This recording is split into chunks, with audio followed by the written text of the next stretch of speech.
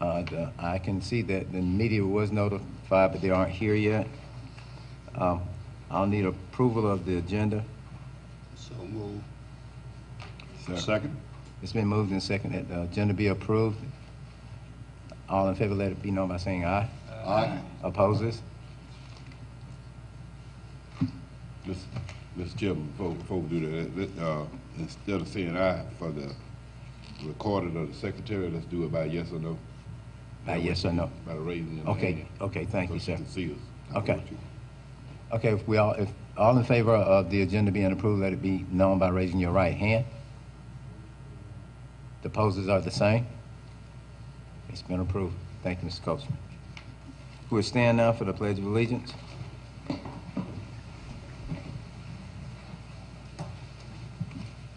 I pledge allegiance to the flag of the United States of America and to the republic for which it stands, one nation, under God, indivisible, with liberty and justice for all.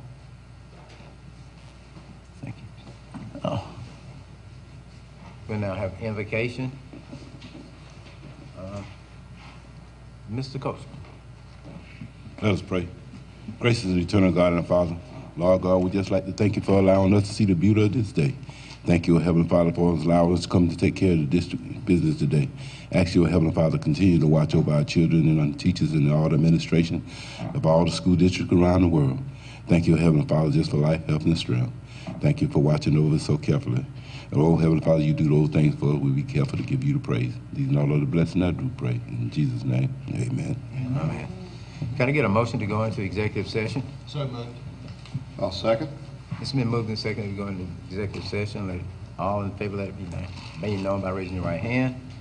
Opposes are the same. We're now into executive session.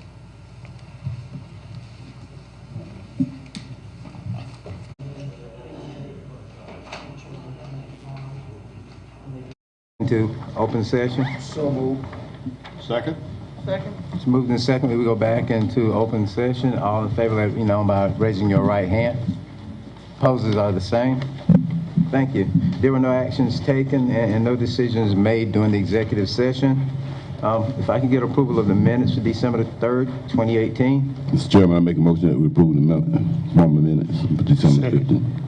It's been moved and seconded and the minutes be approved from December 3rd, 2018. All in favor, let it be known by raising your right hand. Opposes have the same. It's been adopted. Points of celebration.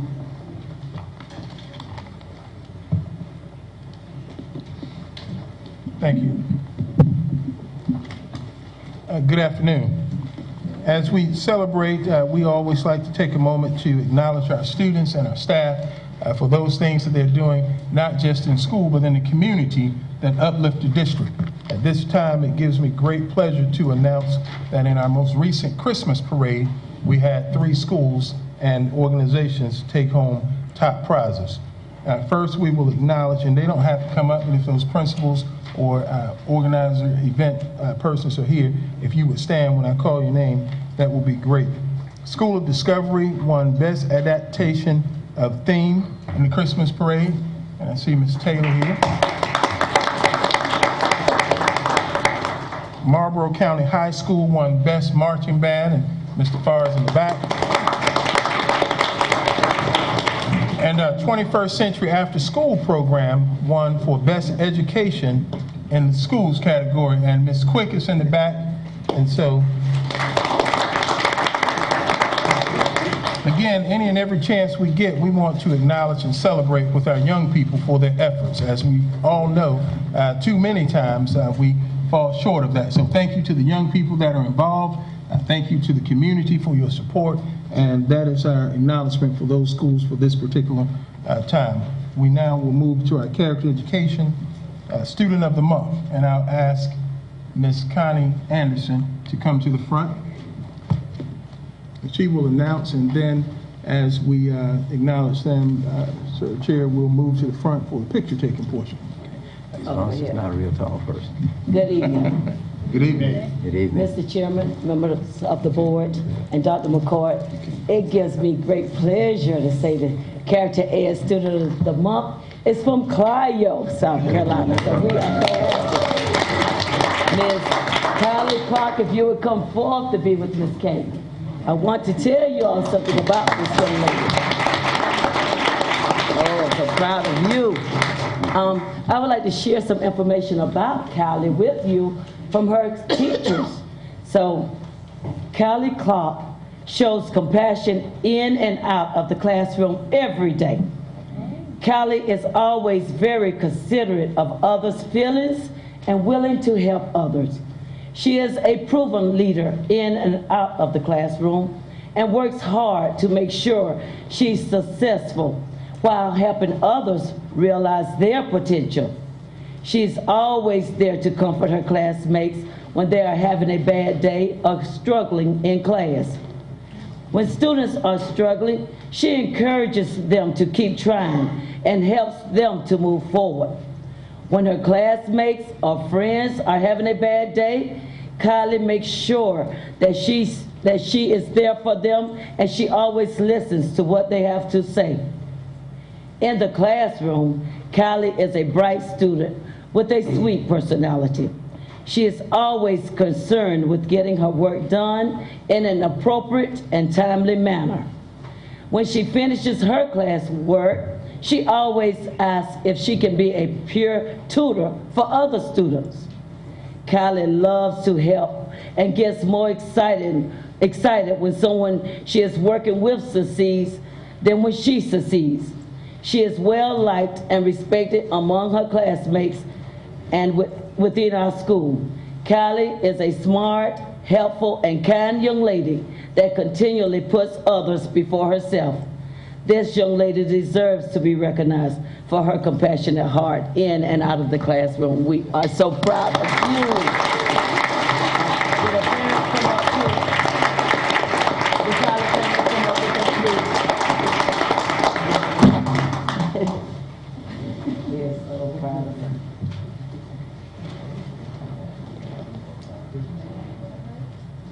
She knows Kate is Chris.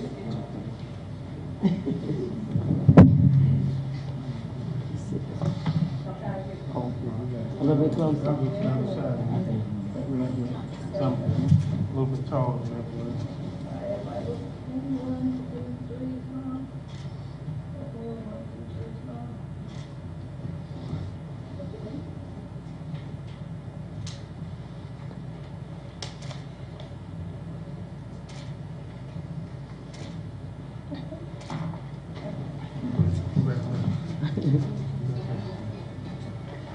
Congratulations.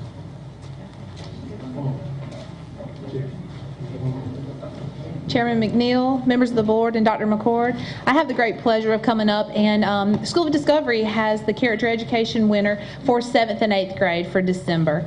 And if I could ask Jemiah Dupree to please come forward.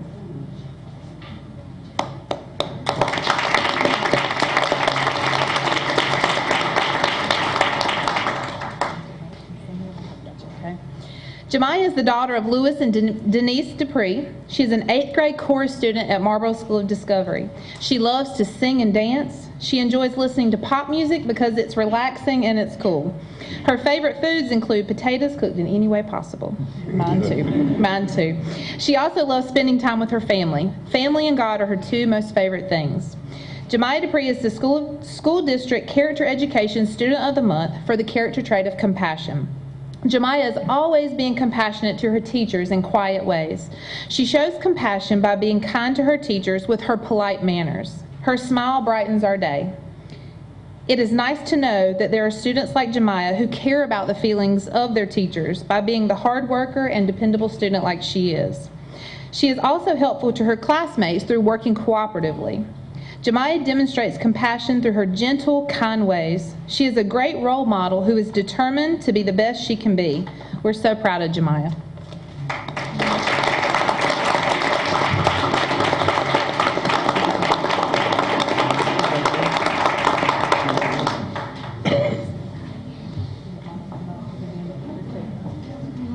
How about that? That'll be all right. I know you're proud of her.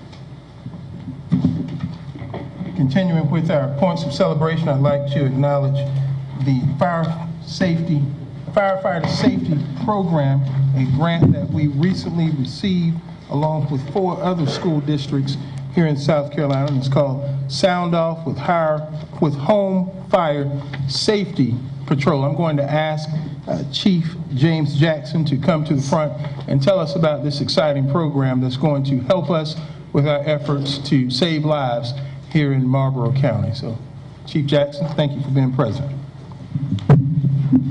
Chairman, board members, and Dr. McCord, thank y'all so much for allowing me a few minutes to speak on this program that we are very excited about. This program comes to you in the way of the State Fire Marshal's Office out of Columbia from a grant that we received. You should have a pamphlet about the program in front of you. This is a program that the State Fire Marshal's Office actually picked 5 different counties throughout the state, and Marlboro County was one of the counties that was picked for this program. The other counties that was picked is Lee County, Fairfield County, Clarendon County, and Bamberg County. And the program is Sound Off. It's a curriculum that we would take into the schools that comes to us from the state and comes to us through the grant. And you can read, there's 3 different activities or 3 different lessons that will be taught in this program. It will be Sound Off with the Home Safety Patrol. That one is every 2nd and 3rd grader in the primary school and the intermediate school here in Bennettsville was selected for this program. So every 2nd and 3rd grader, we will go in and talk to them about this program with their parents, and then we will actually go into the homes and do the Home Safety Fire Patrol. That's where you go. We're going to go in and do safety in their homes, check the smoke alarms, make sure smoke alarms is working. The second lesson that will be taught is the dangers in the home. We would also speak on that. And then the last one would be the fire escape maps, making sure that everyone has a fire safety map in their home, knowing how to get out of their house, where to go to if they do have an emergency in their house. So it's a very exciting program that the state has allowed us. We're hoping that if this goes well out of the schools that was picked in the beginning, that we will be able to branch out in the other schools in the district. But first off, it's the primary school and intermediate school. Every 2nd and 3rd grader, they will receive working smoke alarms in their home for free. They also have carbon monoxide alarms. If any hard-hearing persons in the home, they will receive hard-hearing smoke alarms that will shake the bed. And also smart burners for the old stoves, not the stove that you can hook up a smart burner, and if they're cooking in their home, it will automatically cut off automatic instead of having kitchen fires, because we do lead in kitchen fires. So it's a great program that we're very excited about. The program should kick off February and March when the state gets the material in, and then we will be going into the schools. You also had from the intermediate school, you had the gym teacher, and from the primary school, you have the school counselor that was at this program also at the training for this program. So we're very excited that this program, we were selected in Marlboro County for this program, and at the fire department, we're ready to go into these homes and make sure that everyone, not only in just those 2 schools, but everyone in this county is safe. So if you have any questions, please let us know. Call us, but you will be hearing more about this program. You will be seeing us more in the schools doing this program. So thank you so much for your time. Thank you, Chief. Thank you. Appreciate it. Chief Jackson. Chief Jackson, I just want to say thank you for all that you're doing for our kids, and I know the parents are very grateful for what you and the fire department is doing, and hopefully this really starts this year off the way we'd like to, see things being done in the community, and we thank you for your part and your efforts. Thank you very much. Well said. Now, if I could, I'd like to just acknowledge that on tomorrow, Tuesday, January 15th at 11 a.m., the South Carolina School Boards Association will hold a press conference on the first floor of the lobby of the State House, where they will officially proclaim January as School Boards Association Month. In recognition of this month, this is a time for us to salute the more than 600 board members serving across the state of South Carolina in our public schools. Schools and districts around the state participate in School Board Recognition Month to honor the contributions and service of all school board trustees. The theme for this year is Local Voice, People's Choice, because they are elected. Highlights of what board members do cannot be described in just words alone. I think each of the board members that are actively serving, as well as those that are new to the board that will soon find out, there is no turn-off time for board members. It's something that is continuous and definitely needed, and we want to say thank you. I want to say thank you to the board members that are serving before me, as well as those that are newly elected, and I'll ask the community to join us as we say thank you once again to our board members, and we have tables full of treats and goodies for you at your leisure. So join me in standing and saying thank you to our school board members.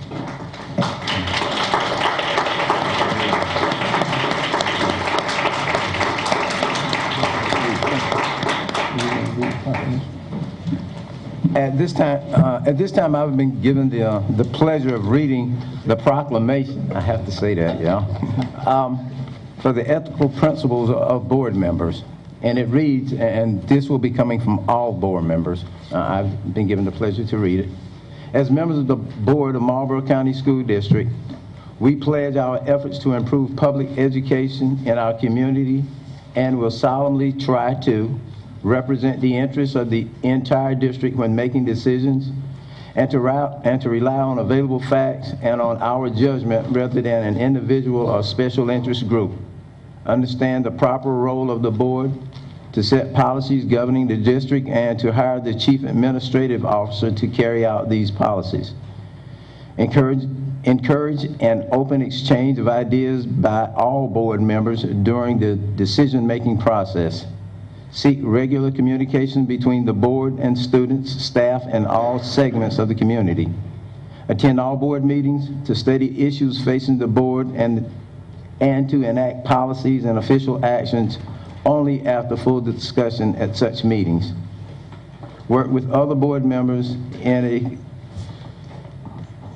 concise and courteous manner benefiting the public trust placed in the position of school board trustees.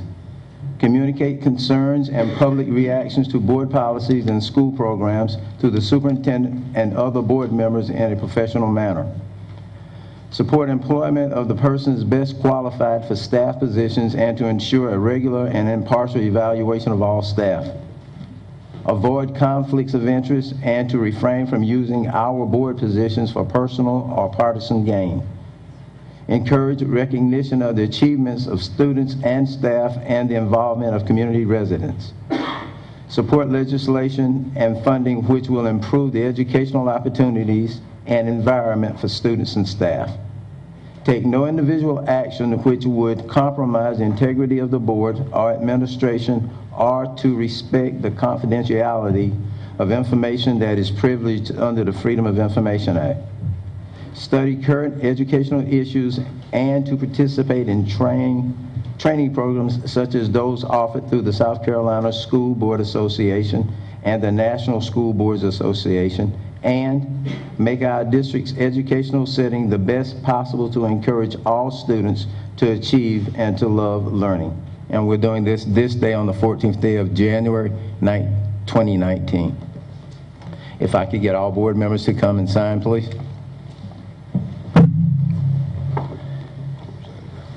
Just anywhere else. Here you go. We got to use this up and down. We'll get ready to sign. I'm going to get out the way so you can get over here. Might as well. Thank you.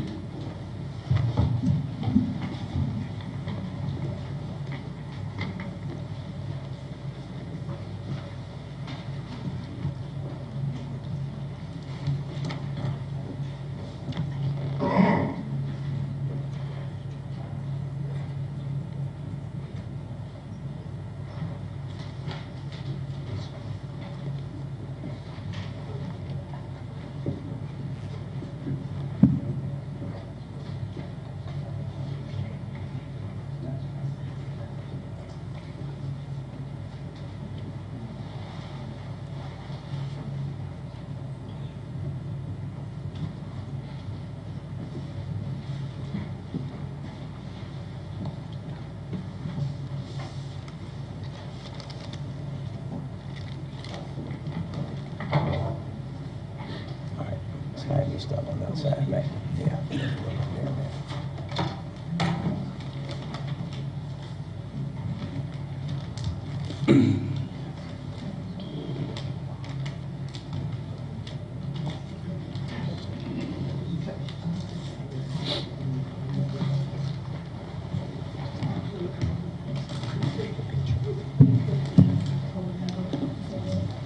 You need to assemble for a picture. We have to send that in as proof to the School Boards Association that it was read and signed. So maybe if you can all crowd around.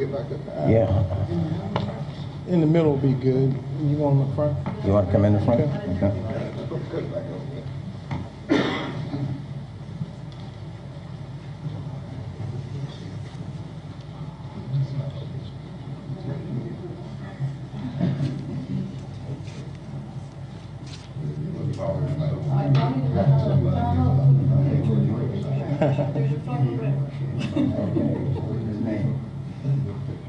That's all of it. Just make sure that you're in a little opening. All right, ready? 1, 2, 3. 1, 2, 3.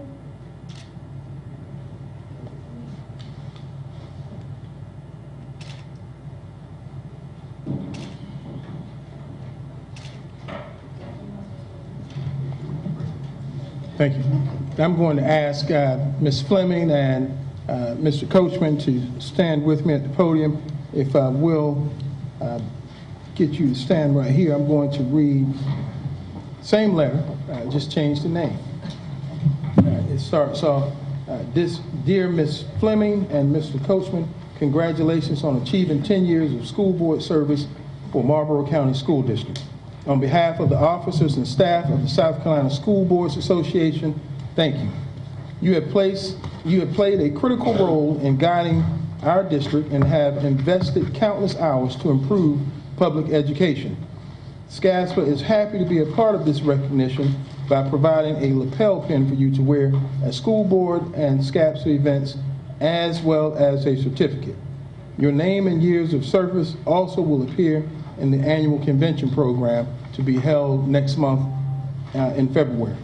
What an accomplishment you have made. Again, congratulations, and if anyone at SCAPSI can be of assistance to you in any way, please do not hesitate to give a call to Scott Price. And it's signed Scott Price, and I'm going to give this to you, Ms. Fleming, and give you this pen for the public to see. And we have to turn around a second. And this will go to you, Mr. Coachman. And you have this lapel pin. These are the letters, and if you would just join me in saying thank you to you.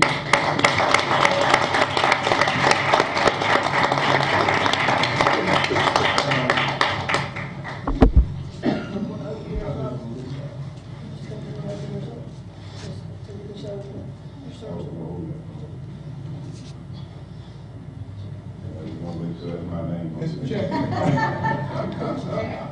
Well, Are you ready? 1, 1, 2,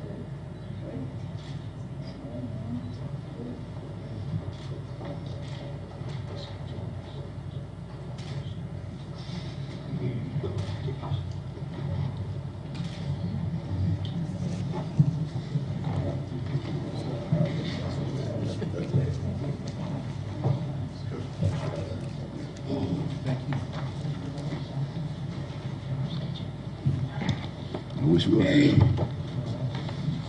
Yeah, right.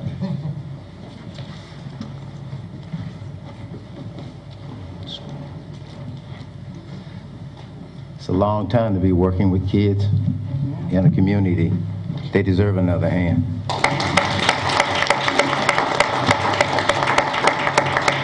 Now it gives me great pleasure to announce what I consider to be a very important honor. As you know, food, health, and nutrition are always going to be paramount for our well-being. Recently, we had the Department of Health and Environmental Control come and inspect our school buildings and our school cafeterias, and we would like to recognize these schools and their staff, if they're present, for receiving a score of 100. If you go to restaurants, you like to see restaurants that have a score of 100, and I'd like to have representatives from BPS, that's Bennettsville Primary School, Blenheim Elementary Middle School. If you just come to the front if you're here, anyone, even if it's just the principal. Miss Yvonne is here. And Clio Elementary Middle School. Is that correct? Yes. Okay. If you would just come to the front. Let's give them a round of applause because they work hard.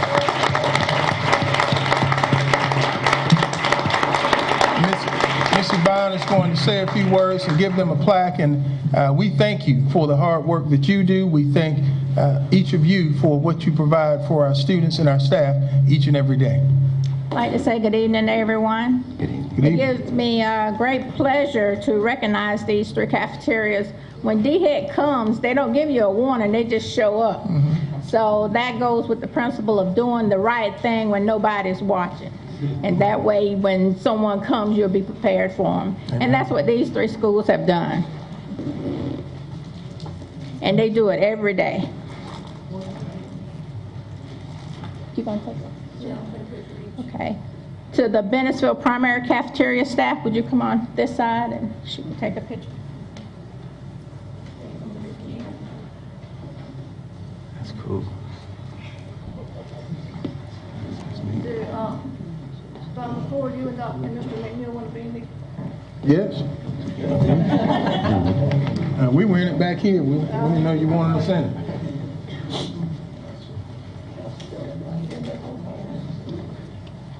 Right, yeah, you might want to.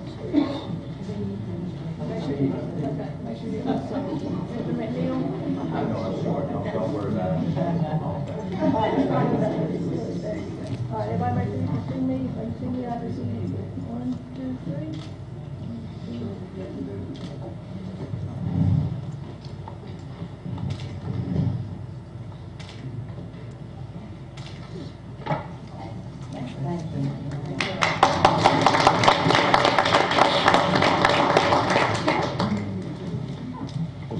Next, we have Clio.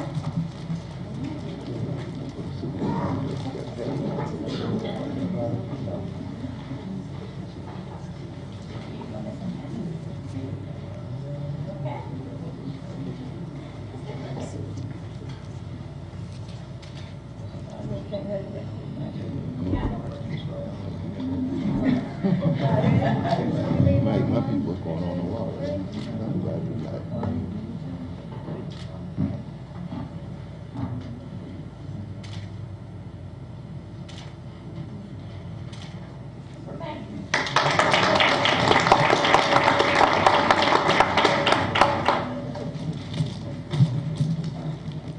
And last but certainly not least, Blenheim Elementary Middle School. Woo, let's go, Bill.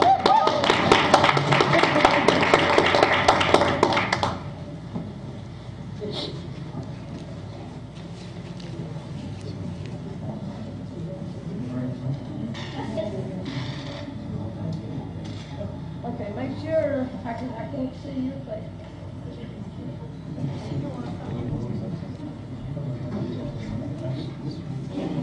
All right, everybody make sure you can see me. 1. Come that way, there you go. I still can't see you, sir. That was good, that was good. All right, look at me. Y'all look at me. 1, 2, 3. No more. 1, 2, 3.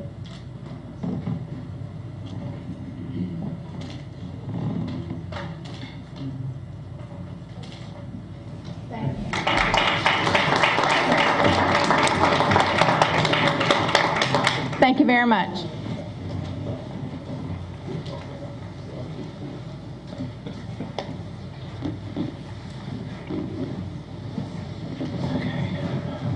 That's on you. All right. I just want to thank all of you for all that you're doing in the district now. I don't know if we can ever thank you enough for all that you do, but we're going to try to make an effort to recognize people for what they do.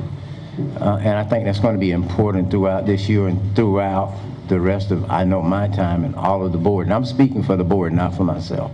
I am speaking for the board, that we do appreciate everybody here and all that you do in any capacity that it's being done in. I think that's important to me, because I like to be told thank you. And so, again, I want to tell all of you thank you, every one of you. Thank you very much.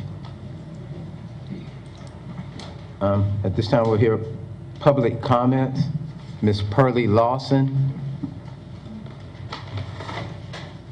To reinforce board member commitment of being a change agent. Ms. Lawson.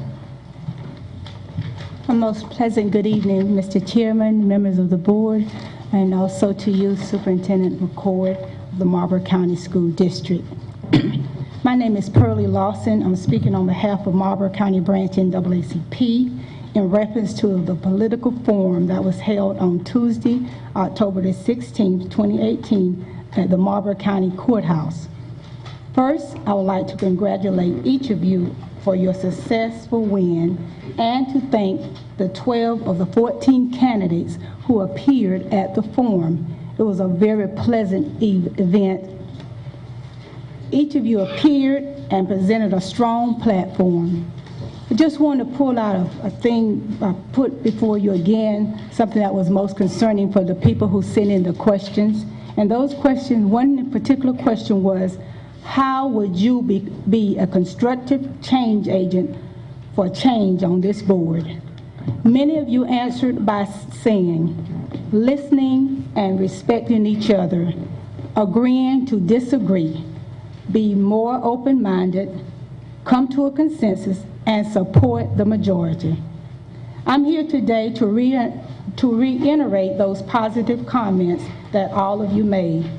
In the past, there have been so much conflict and disagreement between board members and between the board members and the superintendent that many times nothing was accomplished. We want to see positive change on this board, and we want to also make sure as community leader and community members that each of you respect and know your roles and responsibility to make this happen. So thank you for this opportunity to present this evening, present those comments. I also want to thank you for your efforts in moving this district forward, and to all of you board members and to you, Superintendent, thanks from the community. And just want to add this for you, the members. On January the 19th, the Marlboro County Branch NAACP, and also with the support of the Bennettsville City, we are going to be sponsoring Dr. Martin Luther King Day Parade Saturday, January 19th in downtown Bennettsville, and also have a program on Monday, January the 21st at Shiloh Baptist Church. Want to take this opportunity to invite each of you, each of the schools and all the members, because Dr. King's legacy should never die. We want to push that into the community and in the schools. Thank you. Thank you. Ms. Lawson, I want to thank you and the NAACP for allowing all of us that opportunity on that night to speak, and for holding us accountable for what we say we would do. Thank you very much. We have board items for discussion. Ms. Bright. I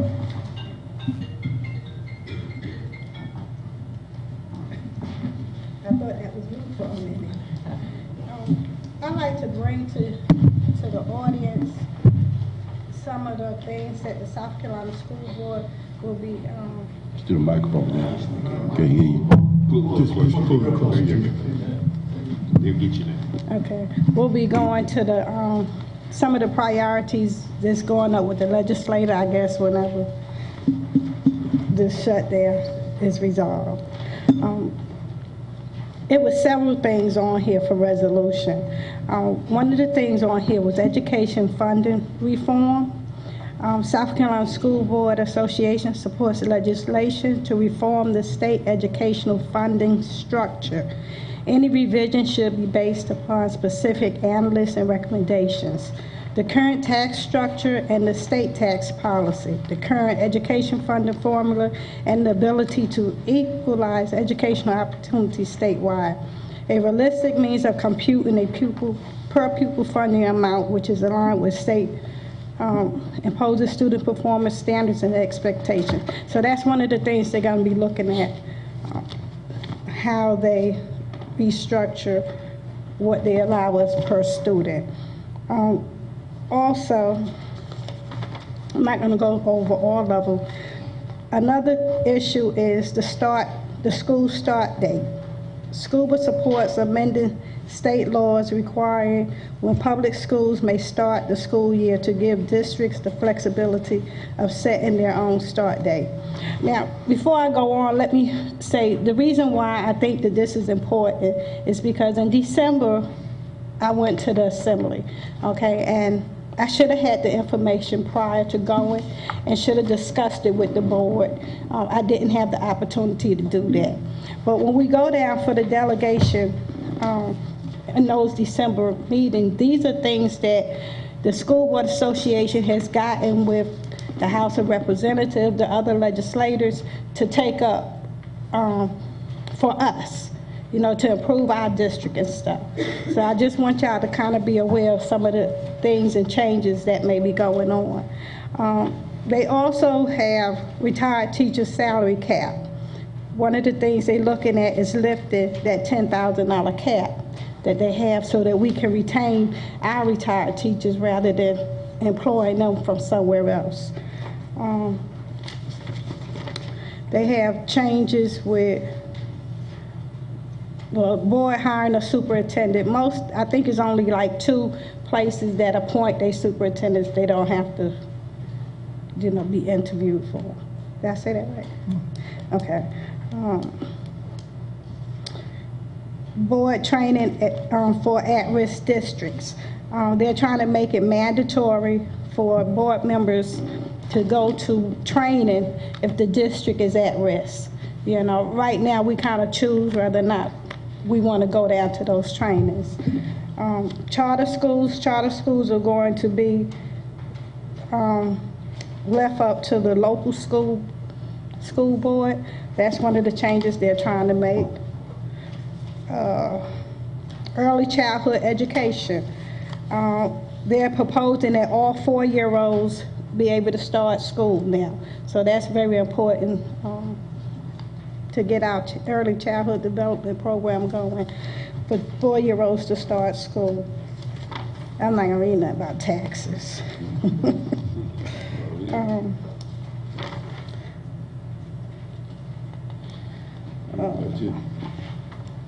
You can jump in, Mike, if you remember something.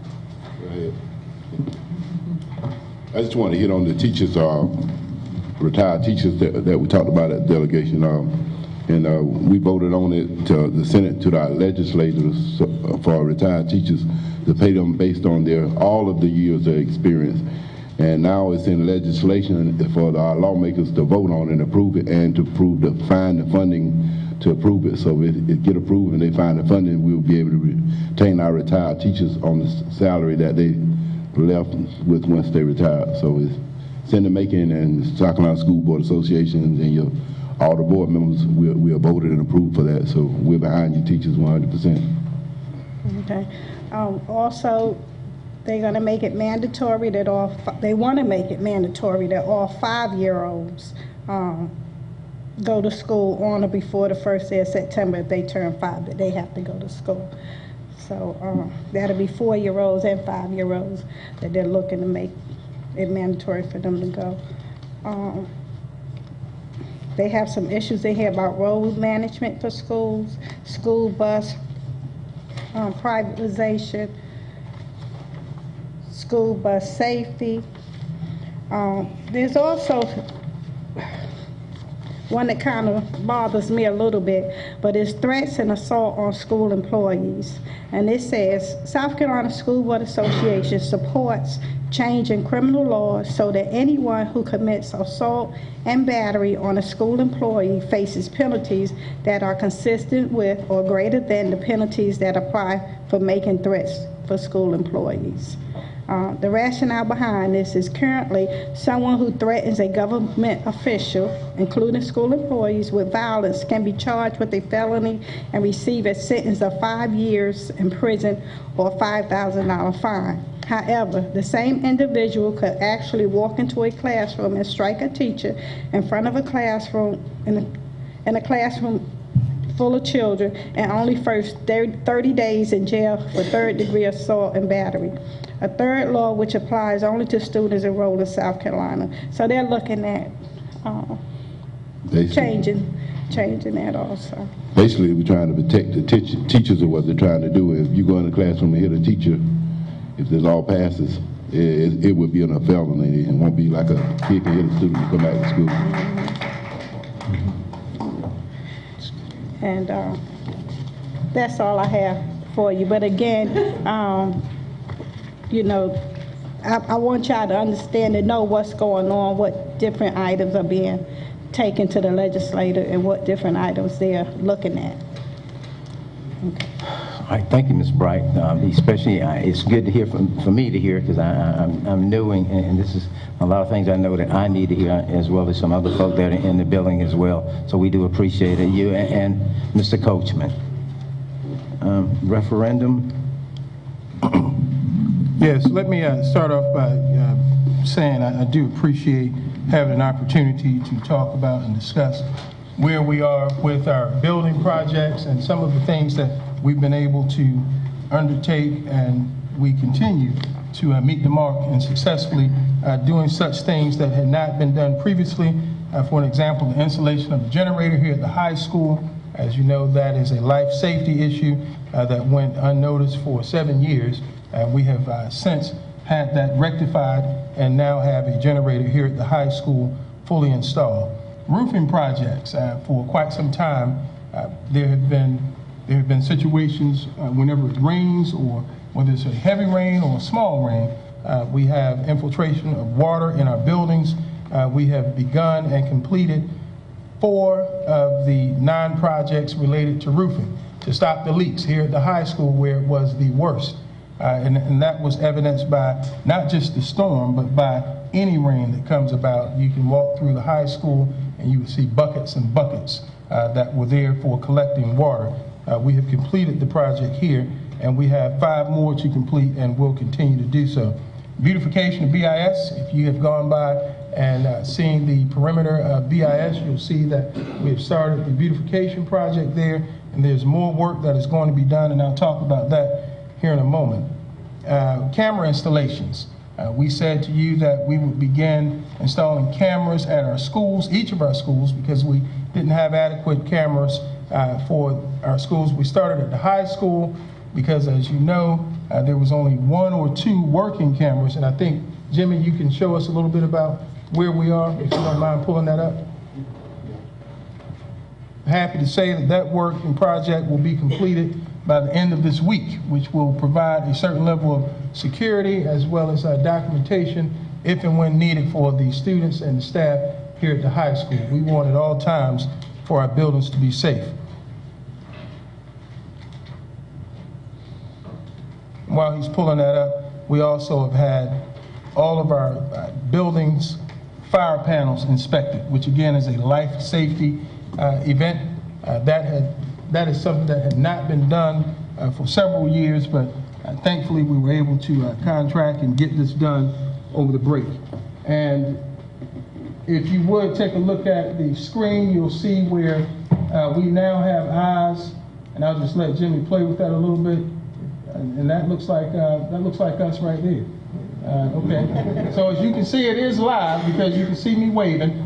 And I think for an administrator or law enforcement, if there's a threat of imminent danger in our building, we can have access to cameras remotely, meaning it's not something that has to be done here at the school. Mr. Farr or the administrator can be out in the community, police officers, sheriff's department, fire department. They also will have access. They can see where the threat is, assess it, and go right to it, as opposed to having to come in and search and squander. But again, this is something that I think is a great accomplishment to the workers here in this school district, as well as to the public.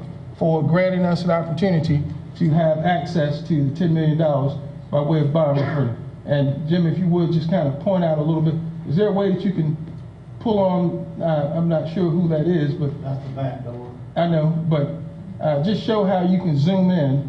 We don't have to show all the features.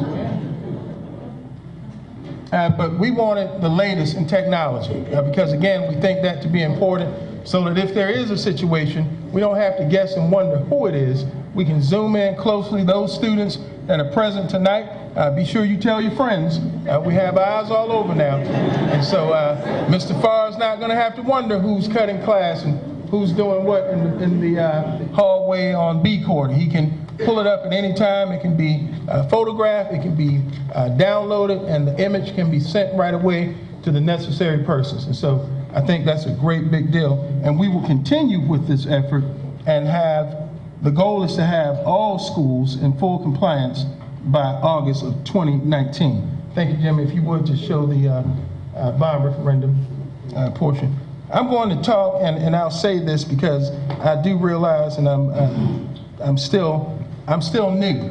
So I say that knowing and understanding that if and when I do step out on a limb and speak some of the things that we like to have happen, whether I speak it in a private environment or open session, it is going to stand the risk of getting out to the public. So there are some calls and concerns that have been made about some of the things that will be presented. However, nonetheless, these are just things or proposals that I believe will benefit Marlboro County School District, maximizing our students' efforts to have academically sound environments as well as our space.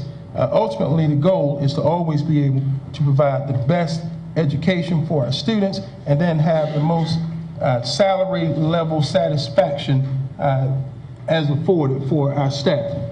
A timeline, and that's on the board because before we can get to the timeline, I want to say to the board that my goal for the largest part of the project, which is at BIS, is to interview 4 or 5 candidates for a district project manager.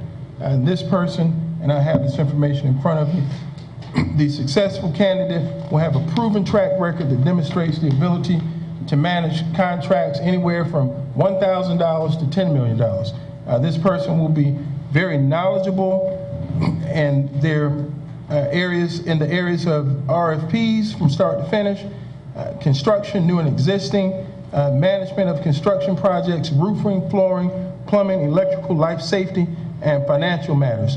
We want a successful candidate that's able to interact with the board, principals, the superintendent, and of course the public, and present in a very aggressive style how we plan on meeting the dates and the timelines that we have set before. Salary compensation will be negotiated with the scope of the projects, and again, this is a proposal to begin. We have already begun with some of the work. As mentioned a moment ago, we've begun with camera installation at the schools. The large portion of the work that needs to be done speaks specifically to BIS, and I'll talk about configurations in a moment. But BIS, we need to have some demolitions done. We need to have removal as well as construction or the start of construction for a new cafeteria and extensive renovations for the auditorium. And I'm wanting to bring this person on board so that we can get these projects started immediately as opposed to waiting. And I'll ask you to think on that and consider it. And that is something that if you have questions, I'll be happy to answer at this time. And then I'll move on to configurations. Check. Dr. McCord, is this construction manager in addition to the construction manager we already have? What I'm asking to do is separate and bring on a construction manager that has a full range of services that they can provide to the district. In other words, I want them to be able to demonstrate by showing a body of work that has begun and completed, start to finish, so to speak, with school projects, not just here locally, but statewide and possibly even across the country. So we're looking for someone with the experience level to get us to a point where when we say we want turnkey service, we can definitely expect to receive. Dr. McCord, will this person be an employee of the district? This person will be contracted through the district So in essence, they will not be an employee, they will be an employee by way of contract. So no to the first question. Will they contract with the district? Yes, but they'll work at the discretion of the superintendent. Just have one problem, just one question. You did a $10 million cap, and in the event that we decided to do a more expensive project, that's one of my concerns, is that you said $10 million, but if we were going to do a new school, it certainly would be double that or more. And would this person be able to? That's a great question. And that's why I said I'd like to have someone with the expert knowledge expertise and knowledge to guide us in the right direction as it relates to how we're spending. Many of the projects that are going to be completed will require the funds, and we're hoping through creative spending and budget cuts, tightening the belt, so to speak, we'll be able to meet those demands without going over our current budget. And we're also hoping for some assistance through the years from the State Department. There's been conversation on how they can help benefit rural and small communities by way of offering funds for capital improvement projects, and we're hoping to see how some of that comes out.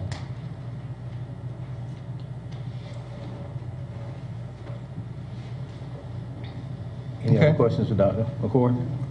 Now I'll move on to the second portion, which is the possible school configurations. Many of you know, those that are new to the board may not know as well, but when we proposed taking this question to the public, the $10 million ask, I stated then at the time there were some serious conversations that needed to take place regarding our current school configurations, how we could best maximize our schools, how we could best offer and provide quality education and opportunities for our students. And so these are just ideas that I have that I would like for you to consider. And of course, you won't be able to answer tonight, but if and when we do have our workshops, these are conversations that we can continue, and we'll go into more detail. I would like to see BPS, Bennettsville Primary School, to include grades pre-K through third. Currently, the school, as it is in its current configuration, can hold and accommodate students from pre-K to third grade with a few small building modifications.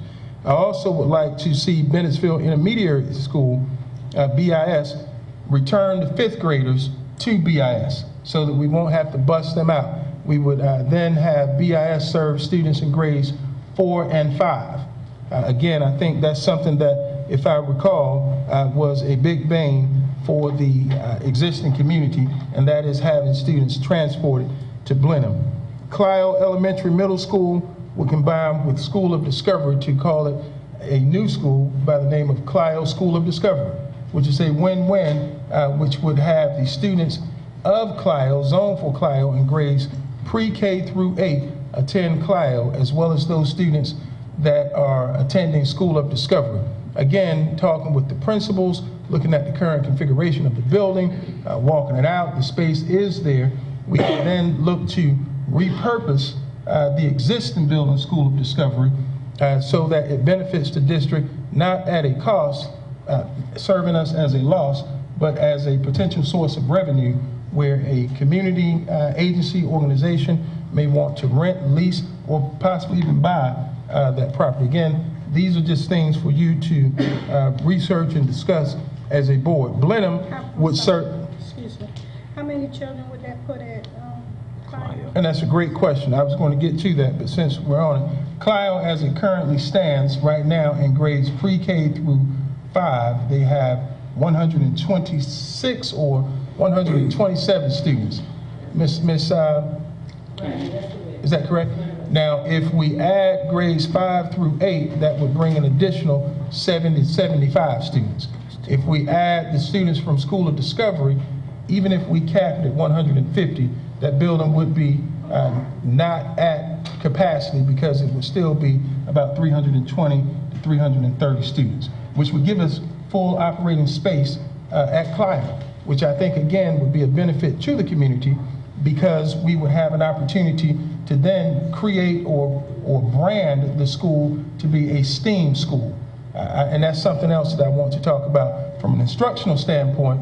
That would be science, technology, education, arts, and math. That's STEAM, which is different from STEM, which falls perfectly in line with what the School of Discovery currently stands for, as it is an arts integrated instructional design. So this gives us an opportunity to stretch that program to include K through 8.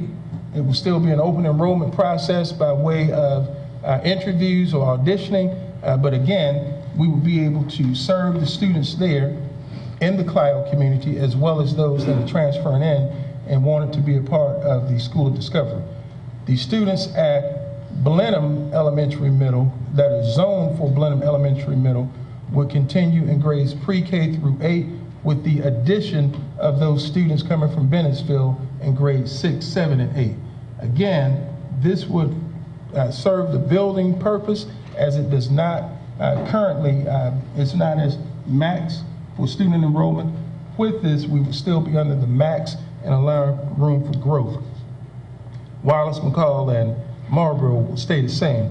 Now, I've given some of the reasons why I would like for you to talk about and discuss the reconfiguration of the schools, but not having to bus students would of course be a benefit to all students involved at BIS.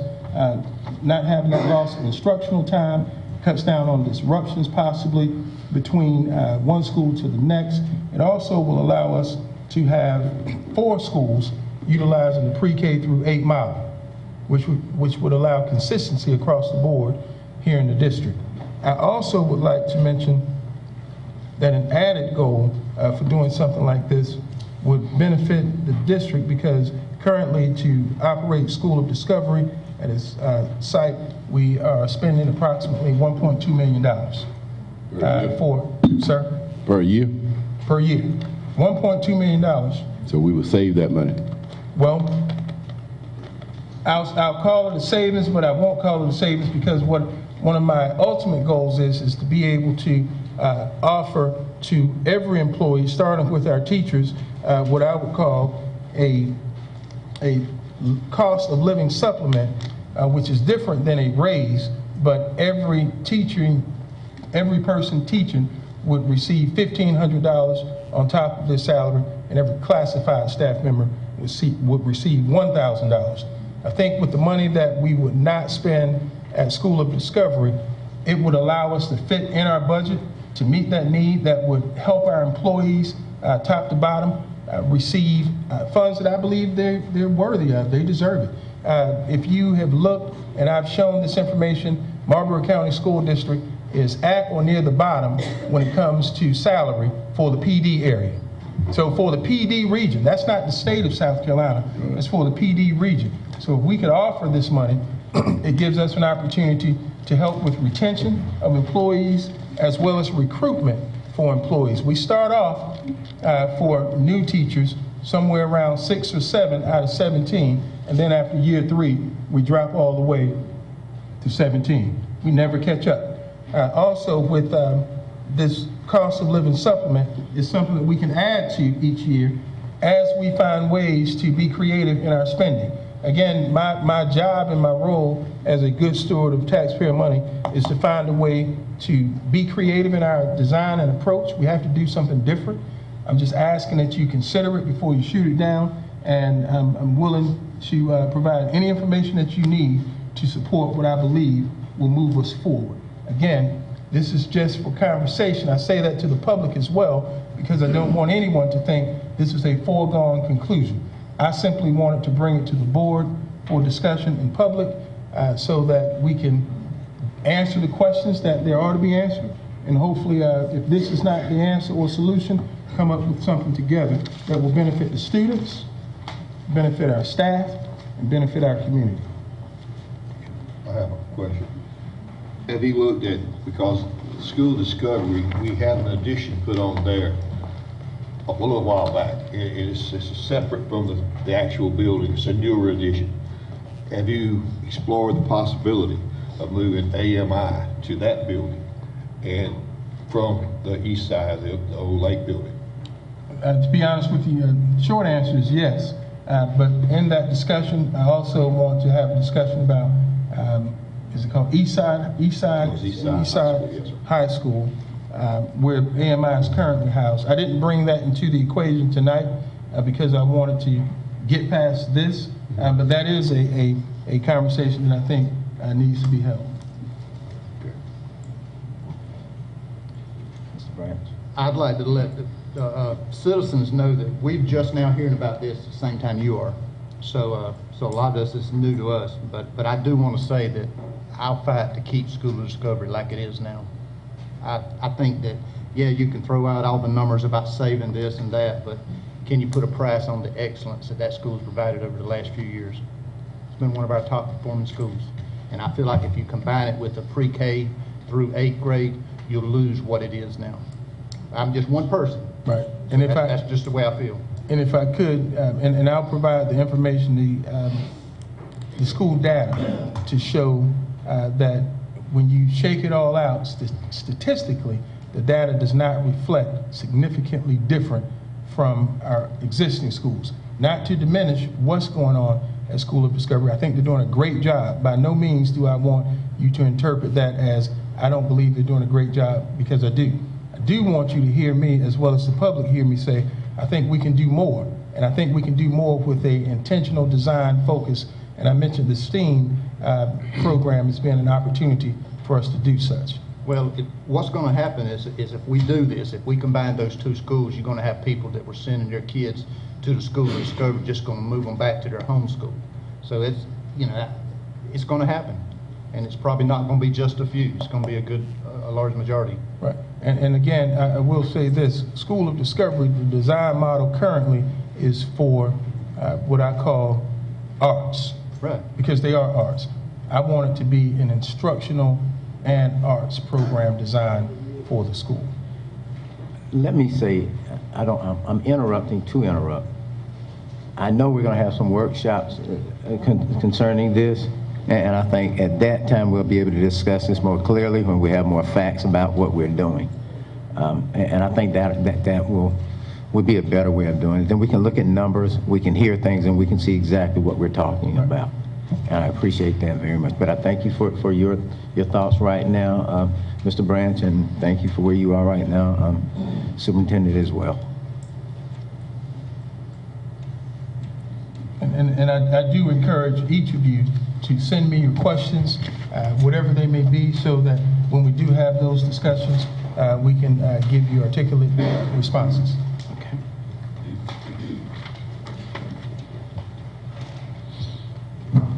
Attendance policy. Okay. Yes, please. Attendance policy, Mr. Branch. I think Mr. Farr is going to discuss Mr. Farr. this. Is that correct? Yes, sir. I asked Mr. Farr to be present to discuss the attendance policy at Marlboro County High School. It's not a new attendance policy, but all of you know we missed 10 days of school due to Hurricane Florence and Hurricane Michael, which were named storms. We as a school district, you as a board, have asked for the state to excuse some of those days. We excuse 4. South Carolina State Code of Education says that all high school students must complete to receive course credit 120 hours of seat time, which would equate to 85 days, which is right on the number for what we have. Mr. Farr, I believe, has implemented a program to allow for students to make up time, and Yes, I'll let sir. you talk a little bit more about that. Yes. Good evening, Mr. Chairman, Superintendent, and board members. We do not have a new attendance policy in place. Like Dr. McCord said, we missed almost 10 days due to the weather. And when you break down 90 days for a semester in 1.5 hours, you get 135 hours. The state says students must complete 120 hours to get a Carnegie unit. Right now we have 85 days, which come out to 127.5 hours of seat time. Then you take away the 7.5, so students already lost 5 days of seat time. Also, with our attendance policy, we allow students no more than 5 unexcused days. That's when we have 100, and that's when we have 90 days in place. But now, like we stated before, we don't have 85 days in place now. So it's not like we have a new policy in place. So what we are doing with our students, we are giving them the opportunity to recover seat time if they went over the allotted number of days missed this school year. We run a attendance recovery program in the morning from 7 to 8:20. We understand that some students probably cannot come at 7 o'clock in the morning, but if they can get 0.5 hours in the morning, that's great. Also, we are here after school with our students from 3:30 to 5. And this year, we are not just sitting and listen to headphones, have our headphones on, listen to music. They are recovering academic time. For example, we give them 3 options if they miss more than the allotted days. Option 1, they have homework or miss assignment for those classes that they missed. Option 2, they're in virtual school courses, or they doing work for credit recovery that which they're already assigned to. And then option 3, if students state that they don't have any homework or virtual class to make up for our 9th and 10th graders, we doing 9th and 10th grade do PSAT reading course with our Edgenuity. Also, our 11th grade students, they are doing SAT. We're getting them ready for the SAT, ACT reading courses. So if students, we give them an amount of time to turn in doctor notes, which is excused. It's 10 days, right? 10 days? What? Is it 10 days to turn that excuse in? They have, once they miss, we give them 10 days, but we understood that some things went on with the hurricane where students didn't get notes in. So we decided at Marlboro County High School to work with our students so to make sure we give them opportunity to turn in the notes. And what happened, we put a plan in place in November where we did an attendance blitz with all our students at Marlboro County High School. Our school counselors went to every student class, first block, for 2 days to talk about attendance awareness. You know, we want our students to know how important it is to come to school every day, because my job and our job here at Marlboro County High School is to get them college and career ready. And we don't want them to feel like in high school, starting a bad example at the high school by missing days and not being held accountable. So that's why we are holding all our kids accountable for their attendance. I've got a question. Yes, sir. So I know we had 4 of them that were excused by the State Department, right? Well, we asked for, you can, Well, we the asked board for 4. asked for 3 and then 1 from the state. And we have held off to ask for more because I was told we would need them due to inclement weather that would come around late January, February. I was told that there's always, 3 or 4 days of snow. Hopefully that doesn't happen. So are the kids being told now that they can't have not even 1 unexcused because of the days they missed for the hurricane? No, we are not telling them they cannot have 1 unexcused. That's the way it's being interpreted. We're not telling them they cannot have 1 unexcused. We're telling them if they miss to get us the notes in, parent notes, which is not really lawful, but we are taking them, give us some type of excuse saying parents, doctor, bereavement, or whatever, because we want to make sure you have enough seat time to get credit. So we want to make sure they have enough seat time because they don't have too much wiggle room this year since we done missed 9 days already. 10. And let me say this too, and I applaud the effort of the high school, Ms. Lawson and the guidance staff, those counselors that went in to speak with students about attendance. Attendance is important. I can tell you one of the things that I hope to be evaluated on is how we effectively reduce the dropout rate.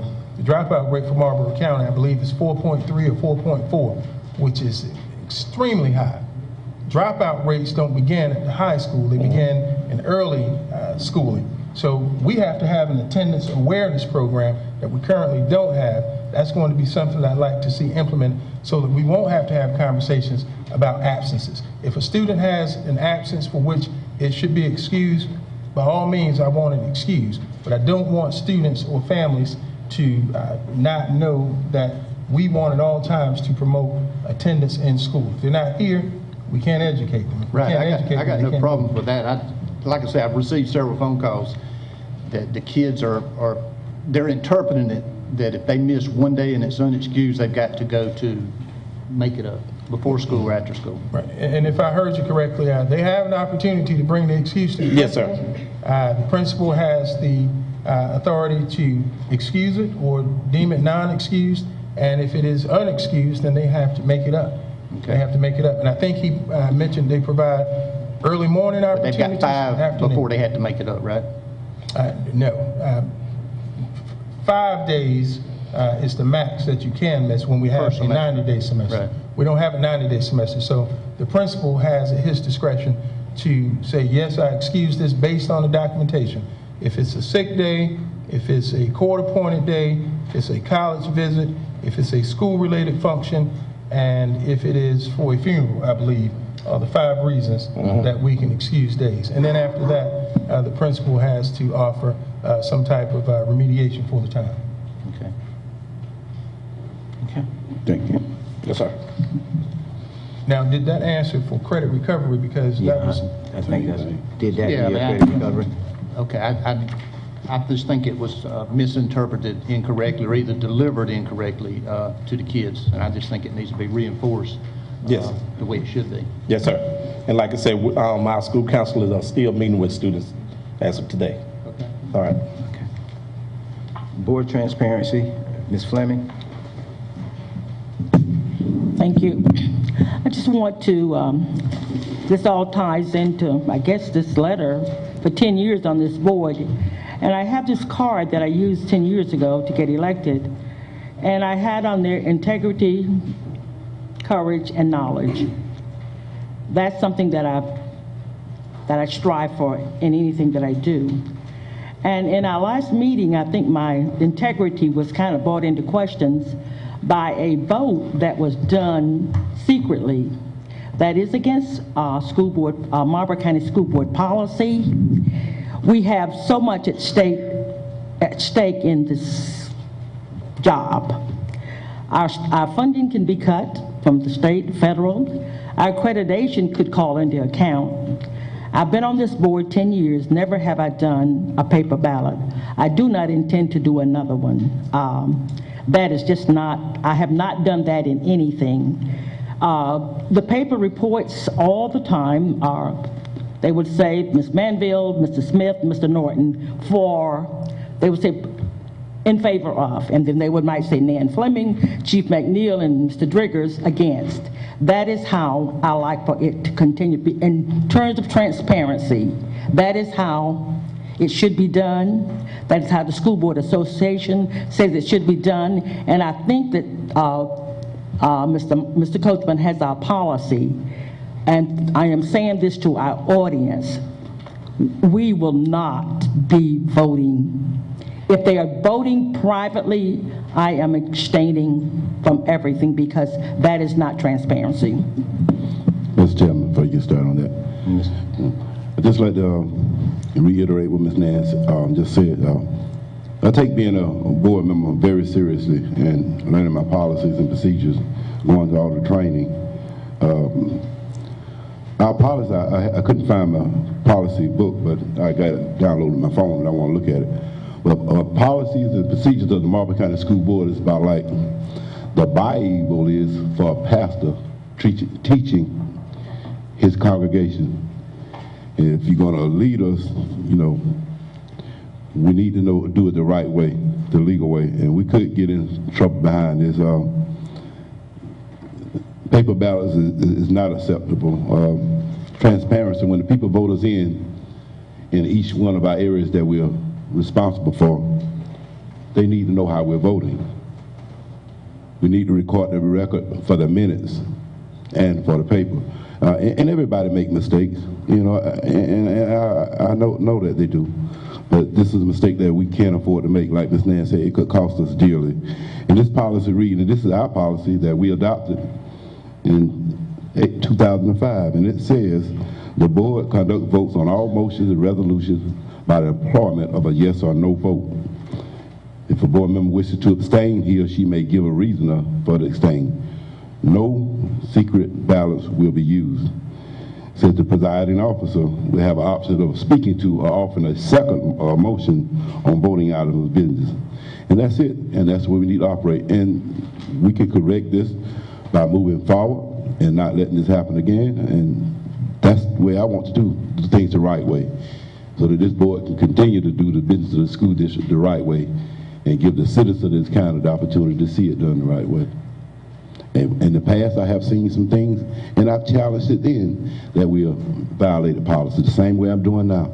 So it's no different. I hold everybody to the same standard. It's no different. We just need to do the right thing. And I support the chair. I support this entire board. We want to move forward and do things the right way. There's a lot of chatter in the community about it. Secret ballots will not be accepted. Anyone else? All right, thank you, Ms. Fleming and Mr. Coachman. And concerning that, if anything was done wrong, if this board feels like I did something that was inappropriate, I apologize. That's not my intent. My intent from day one was to make sure we make changes, and the changes that we make are the better for this community. And in my zeal to try to make those changes and get things done in the best way I know how to resolve some of these issues that we have, I did that. I did it based on my understanding of what voting is, and also what we're doing when we do nominations. So that was my call and mine alone, not the board. I did have some conversation with board members, and I do apologize for that, and that will be corrected. But please understand me. We're all here to make sure that we can do what's best for this community as a whole. And there have been things that's happened in this community in the past that seems to set us back more than to take us forward. And I want to go forward. And I want to go forward with this community.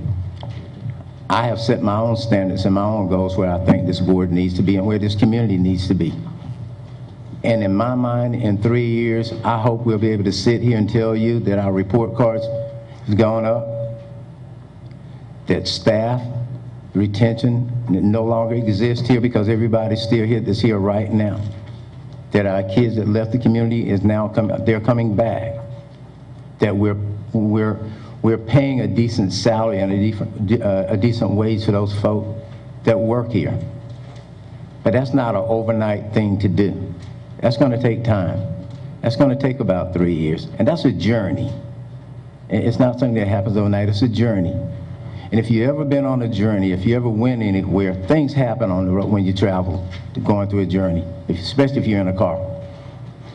There are curves in the road, stop signs, wrecks may happen, you may get stopped by the police. All different things will happen during that journey, and this is a journey. You're going to hit some road rage on the way going. But in this journey, we're going to hit some curves in our decision making. We're going to come to some stop signs where we got to stop and wait and see where we go next.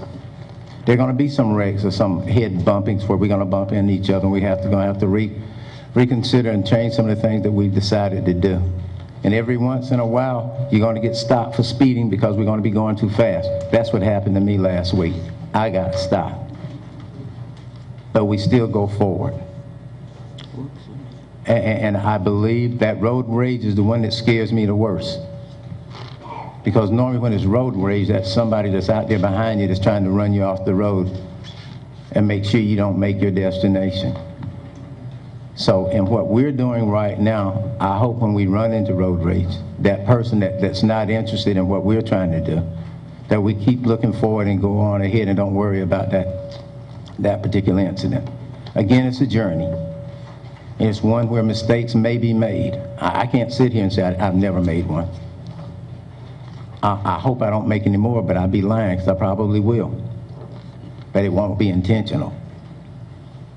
My goal as board chair is to make sure we go forward. My goal is to make sure that every child here gets the best education they can and every employee is as satisfied as we can make them. That's my goal. And as a human being, I may make a mistake. It's not intentional. It's just trying to make some changes as quickly and as efficient as we can so we can go forward. I don't argue. If I make a mistake, I own up to it. And Mr. Coachman, I'm with you. We'll go forward. Yep. Thank you. Mr. Chair, what does our board policy say about revote?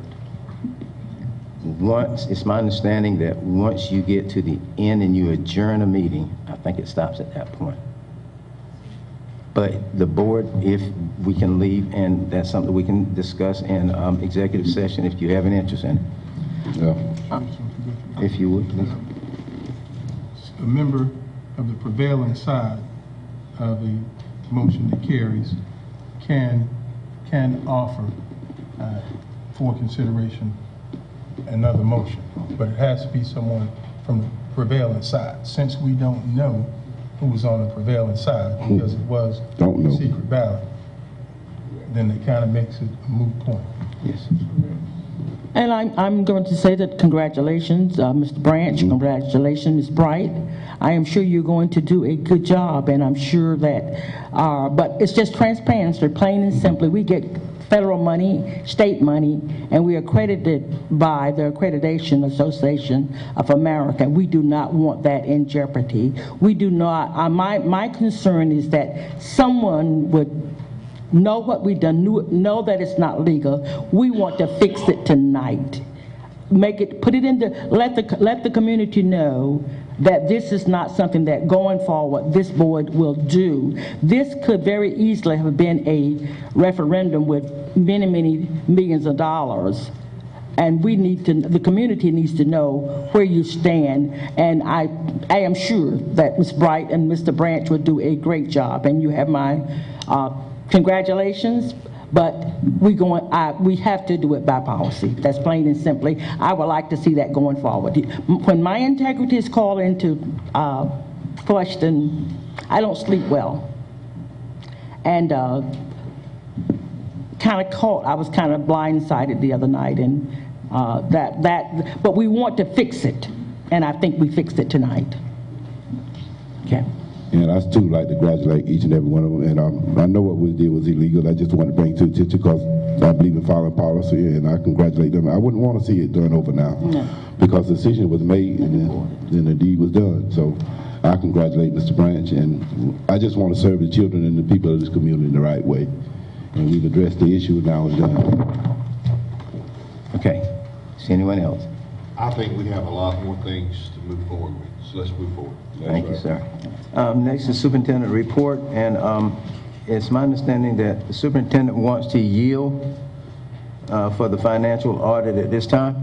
I would if no one objects, because this is going to be a process that I think each of you need to be familiar with. For those that are new to the board, I want you to have adequate time to ask questions, because this is not a rush through process, but I'm going to have Ms. Adrienne Berg to please come forward and present to the board and the community our 2017-2018 financial audit. Good evening, Chair, members of the board, and Dr. McCord. We appreciate you guys having us here today. In front of you, you will have two reports. A thicker one, which is going to be your financial statement audit and compliance report. And the second report is the smaller one. And this is, for those of you who have been here a few years, it formerly was called the board report. We have now changed the name to the auditor discussion and analysis. With me today, I have Tim Monahan. He is the partner on the Marlborough County engagement, and I will let him present to you the financial and compliance report.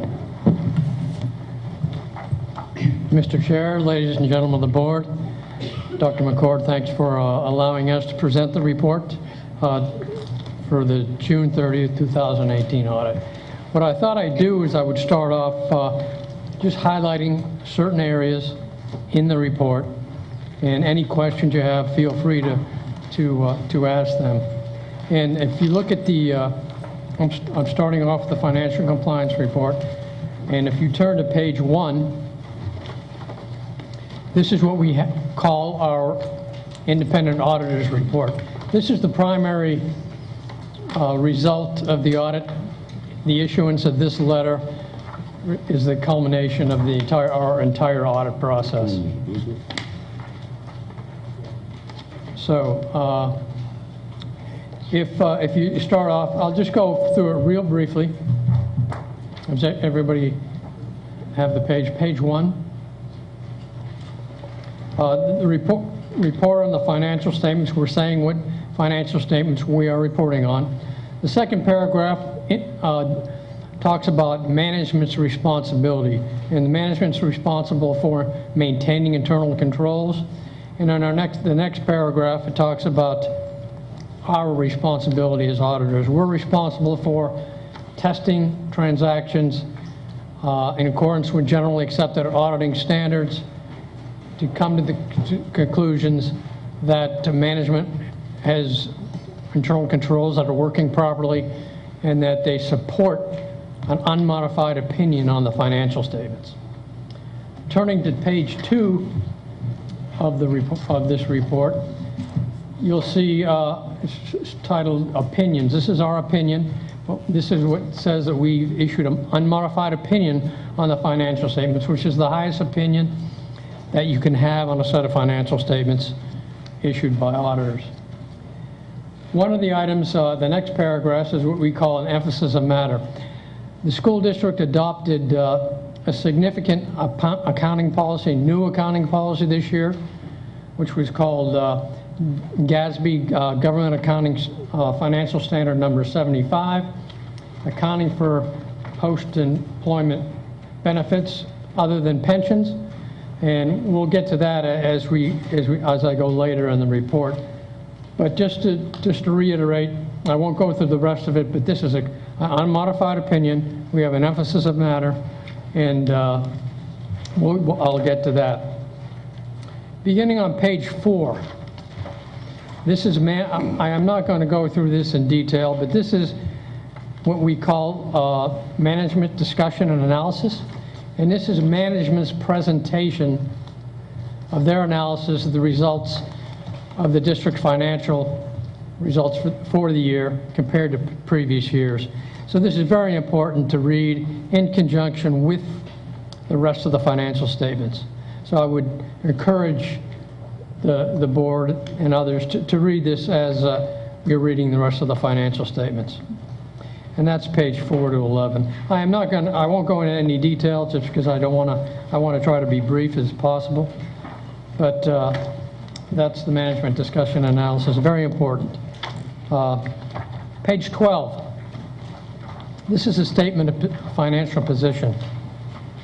You'll note here that one of the key indicators in analyzing a statement of financial position is if you look at the current assets, which is about a quarter down the page. If you see approximately $22,175,000 in current assets, and compare that to current liabilities further down the page of $8,102,000, you can see that the district has a strong, we would call it current assets over current liabilities, current ratio.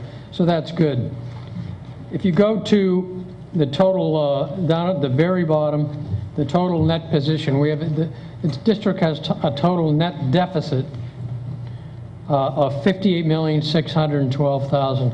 And this is primarily the result of the GASB 75, which I mentioned previously, which is the other pension liability, which has been pushed down from PEBA to the districts, which was disclosed in the financial statements, which I'll get to later. So this is what caused the large deficit. It doesn't really affect any cash flow, but it's important to realize that there's significant liabilities out there in that regard for pensions and for other post-employment benefits.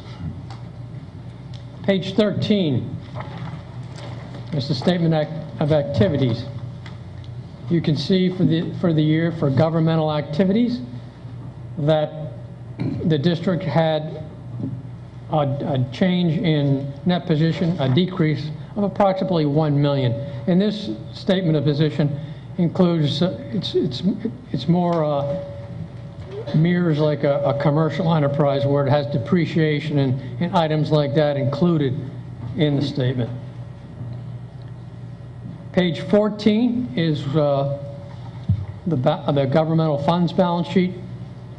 And this is a different basis of accounting than the statement of activities and the statement of net position. So it breaks down into the different funds that the district has. And you can see that the total fund balance as of the end of June 30, 2018 is $14.5 million, which is a positive number. So that's good. On the next page, this is what we call the statement of revenues, expenditures, and changes in fund balances for governmental funds. It takes all the governmental funds. You can see that the general fund had an increase in fund balance of $65,000, approximately $65,000, and total fund balances for governmental funds increased by about $1.6 million, which was a positive increase. Turning to page, the rest are the notes to the financial statements, beginning on page 22 and moving forward. What I'm going to do is I'm going to jump to page 64, which is the change in accounting principle that was adopted for the current year, for June 30, 2018. You can see that the district started off with a net position, a net deficit of $19 million as of the beginning of the year, which would have been July 1, 2017. And as a result of implementing GASB 75, the deficit increased by $39 million. And this was based upon actuarial computations that were done by actuaries. And it's, like as I said earlier, it's not cash flow, but it's something that is a liability out there that the board should be aware of, that is sitting out there for the district. Okay, I will move from there. Since that was, what do you mean by for the distance? What I mean by what? I thought you said that would be sitting out there for the distance. I might misunderstood. Oh no, it's out there. It'll always be on the district's statement of financial position as a liability. Okay. And it's a large liability, but it doesn't have to be funded immediately. It'd be funded, as the district makes contributions to the different plans, the pension plan and the health retirement plan, through contributions to PIBA. So it's not something that has to be paid, in the next, 10 years even. But this will be revalued every year by actuaries.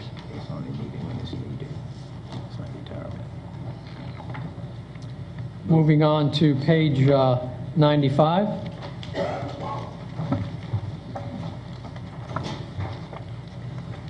For all governmental audits, we issue what is called independent auditor's report on internal control over financial reporting and compliance and other matters. If I'm moving too fast, let me know. So what we do here is this is to let the reader know, the stakeholders know, that we reviewed the internal controls that the district has, not for the purpose of opining on the effectiveness of internal controls, but we did review and internal controls in conjunction with performing our other audit procedures.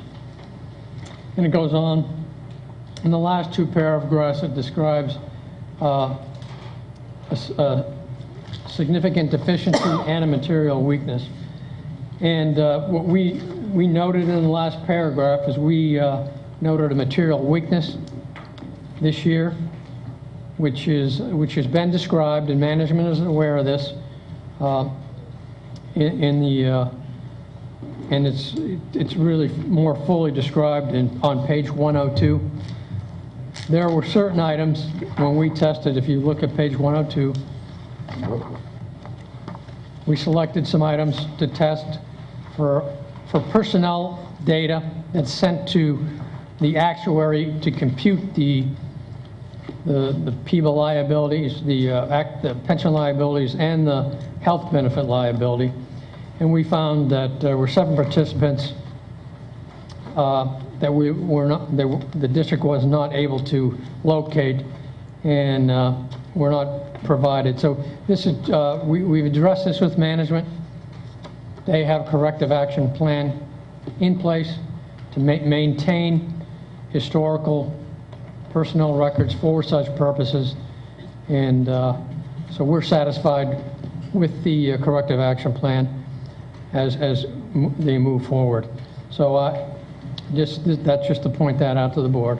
He said there were personnel that could not be identified? Just certain files. Files? Yeah, that's files. So 7 out of 25 you couldn't find? Yes, and I did the testing, so I'll just step in. Okay, 7 sure. out of 25 terminated employees. That being said, the way pension and PIBA works, it goes a year in the rear. So when I came in to test, it was information from 16-17. And due to turnover and due to file storage, they were unable to locate those in a timely manner for the audit. So we just noted that as part of our testing and findings. Now, that being said, Dr. McCord had already identified, and Wes had already identified the issue before it was brought up. So they knew there was an issue, and they were already working to correct the issue while the audit was going on. But in order to issue the audit in a timely fashion and meet the December 1 deadline with the State Department, they were not able to pull those files. So that's what led to the non-compliance of the finding. And just to note, they do have on page 104 the corrective action plan and the plan, the date they plan to implement it by. To my knowledge, it's been... And I'll speak on that if I can. An action plan was put in place, as she mentioned, before it was actually brought to my attention. For those of you that are new, you were not here, but those existing board members, I did bring it to your attention early on that we did have some deficiencies that were noted. We put a plan in place that has been fully implemented, and so we're pretty comfortable and confident that moving forward, this is not something that you should expect to see. Again, this was, and I have to throw this out, this was before my time. We identified it and we've corrected it. So. And I do want to point out, this was not financial statement related. This was a design and implementation of the internal controls. So the control was in place, but it wasn't being effectively processed. So again, this has nothing to do with financial matters. This was a design of control. Money straight though, right? The money was there when we confirmed it. So what I'm hearing from you is they won't be saying this to us next year. We're gonna know where everything is, all these files are and all that from the time you came in on board, correct? And it won't be saying it next year because I'm here this year. But I'm here now. It still won't be something that's said. I hope to be here, but we hope to get a clean bill of health, so to speak, each and every time we have an audit presentation. And this is a test we perform yearly at the mandate of PIBA and auditing standards. So we will perform this test in the following year when we come back. Yeah. Okay. Well, thanks, Adrian. The next item, one other item, on page 97, we issue the independent auditor's report on compliance for each major federal program and on internal control over compliance, which is required by uniform guidance. So this this opinion here states that we looked at the federal programs. The district received approximately $8.5 million of federal funds during the year, which is in the statement of expenditures of federal awards on the page 99. And we found no issues of non-compliance with any of the federal regulations or laws when we did our testing. And on page 101, you can see that towards the bottom of the page, these are the programs that we tested during the year. For last current year, we tested the 21st Century Community Learning Program, and we tested school breakfast program, National School Lunch Program, and the Commodities Program. And we found no incidents of non-compliance with rules or regulations. So that, with that takes me through the report. You know, I know Adrian has to come up and do her part, but I just wanted to also, from our part, from auditor standpoint, thank Dr. McCord, West Park, and their staff for a very good audit. They were very helpful to us this year, and they were wonderful to work with. So Thank you for the report. I just want to ask if you guys have any questions on the financial or compliance audit at the current time. If you do, just to put it out there, Dr. McCord and Wes have our contact information, and you're more than welcome to call us and discuss any questions that you have after you have a more thorough review of that report. So I just want to put that out there. The second report you're going to have is, like I said, it's called the Auditor Discussion and Analysis. I'm going to kind of speed through a couple of these pages because let you take some time again and read it. Unfortunately, these aren't numbered, so I'll kind of just refer to the blue underlined heading at the top. The purpose of this report is to just communicate with the board our findings, the opinions, and just highlight some of the financial data. It also has required communications that we must give to you guys, and this is the fashion that we choose to give this information to you, as most auditors do. First few pages are just a little bit about us. So we just take a minute to let you guys see our experience, the audits in the industries that we perform.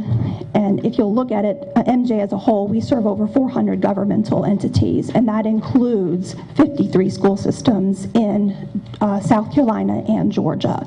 So we have a large group in our firm that focus specifically on governmental audits, and that's where a lot of our practices and procedures come from, is that experience.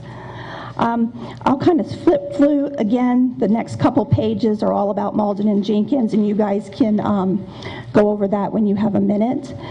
The next one is the independent auditor's report, and Tim had gone over that. Again, we want to stress that you guys got an unmodified opinion, which we like to say is a clean opinion.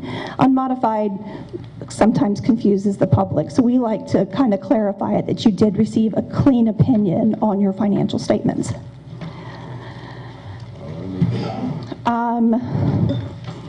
The next one, let's flip over to required communications. It's probably about halfway through.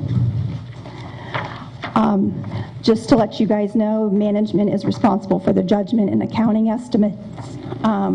We did not have any significant difficulties while performing this audit. There were some audit adjustments made. We discussed with management, they agreed, and they were posted. So there were no audit adjustments identified that were not recorded. We had no disagreements with management on any of the issues. We received representation from management on the financial states and the accuracy of them. Dr. McCord and Wes had signed the representation letter. We'd like to state that we are independent in respect to the school district, which is an audit requirement. The next page is accounting recommendations and related matters. As this report is for the board and management discretion, I will not discuss these out in a public forum. You guys are welcome to call me, and I can go over any of these that you might have questions on. The next page is, again, discussing the census data provided to PIVA. We went over that one, and that's a public non-compliance issue, so that is listed in there as well. And then really the last pages you'll come across are new and upcoming accounting pronouncements. These are things that are coming down the pipeline that have been approved by GASB, which is the governing board for governmental auditing statements. So it's just some things to look at. It's pension plans, retirements, lease accounting, and these are things that Wes and Dr. McCord should take into consideration when budgeting and planning in the upcoming years. Like I said, there's quite a few of those. So if you have any questions on those, you're, again, welcome to reach out to us. The last thing is the very last page. I just want to point out that Malden and Jenkins, we have a governmental newsletter we send out to our clients. And we also have trainings that we perform on various governmental standards. If you'd like to be on that list, the contact information for our individual who heads it is on this last page. She will be sure that you're on the governmental newsletter update, and she will also make sure that you get invites to any governmental sessions and trainings that we might have. So, closing, I think the school district did a great job. I mean, they had a new super coming in, you had a new human resource individual, and with those 10 days that you guys missed, I think they did a fantastic job getting the information to us together and still meeting that December 1 deadline with the State Department. So again, like Tim said, I want to thank Dr. McCord, Wes, and his staff, and also Food Service and 21st Century, because those were the audited programs this year. They did a great job of getting me their information as well.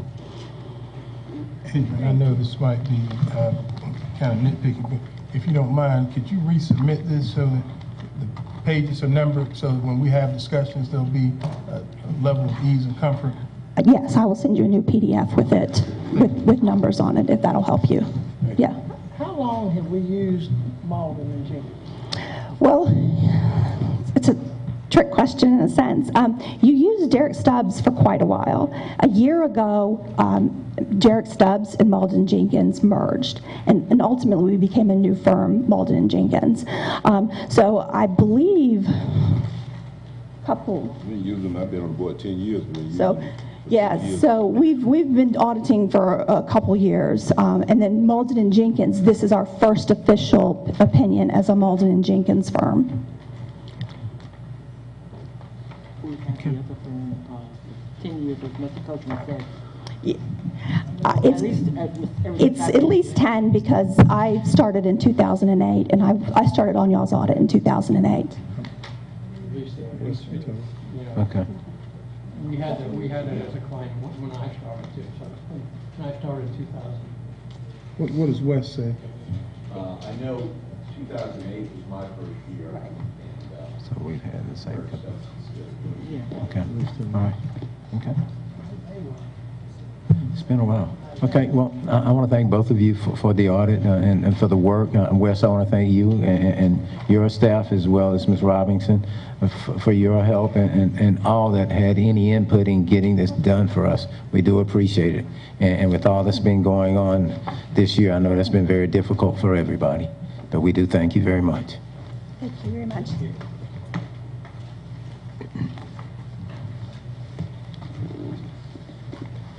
Okay, Dr. McCord, I guess we'll go back to you. I'm sorry?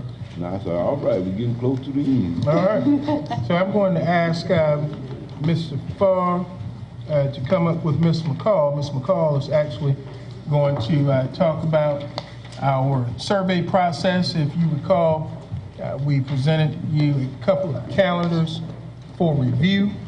I think we agreed upon that we would get input from all stakeholders as to what might be the most acceptable of the calendar options. And so Ms. McCall created a survey for us, and she's going to share the survey results. And again, this is information for you to review. I'm not asking you to vote on a calendar for tonight. I just want to show you what the survey results yielded for us based on the number of participants who elected to vote. I believe this is consistent with what the community efforts might be. So Ms. McCall, share that with us, please. Thank you. Mr. Chair, members of the board, Dr. McCord, good evening. As Dr. McCord stated, I've been asked to provide you with the results of the calendar survey for the school year 2019-2020. As you can see, we ran a survey through Google Forms to our schools. It was placed on our district website. It was placed on the district Facebook page. It was provided for everyone to get an opportunity to vote or to have a say in the calendar for the upcoming school year. As you can see, we had 208 people respond to our calendar option 1, which Dr. Harris is passing out if you all can't see that too well. Do I need to wait or? Okay. Our calendar option 2, we had 116, I'm sorry. I should say that this is the traditional calendar option. Okay, both of these are the traditional school year calendar options. So for calendar option 2, we had 116 responses, respondents who said that they preferred that calendar option. As you can see, excuse me, of these responses, we had 324 responses. 47.6% were educators within the Marlboro County School District. 17.9% were members of the community, and 34.5% were students within the Marlboro County School District who are served at the traditional year schools. And you see the results that option 1, calendar option 1, did have, of those 324 responses, 208 respondents preferred that option, and 116 respondents preferred calendar option 2. Moving on to the extended school year calendar option A, and the same questions were asked, the same. And before you go to extended school year, if you would just call that's for the school at McCall. Yes. And I say that so we won't confuse folks. I'm sorry. This option was given for McCall, for students who attend the McCall school area. This particular one was only posted on McCall's Facebook page and McCall's site so that we would not get the calendars confused. For option 1, we had 81 respondents who preferred that choice.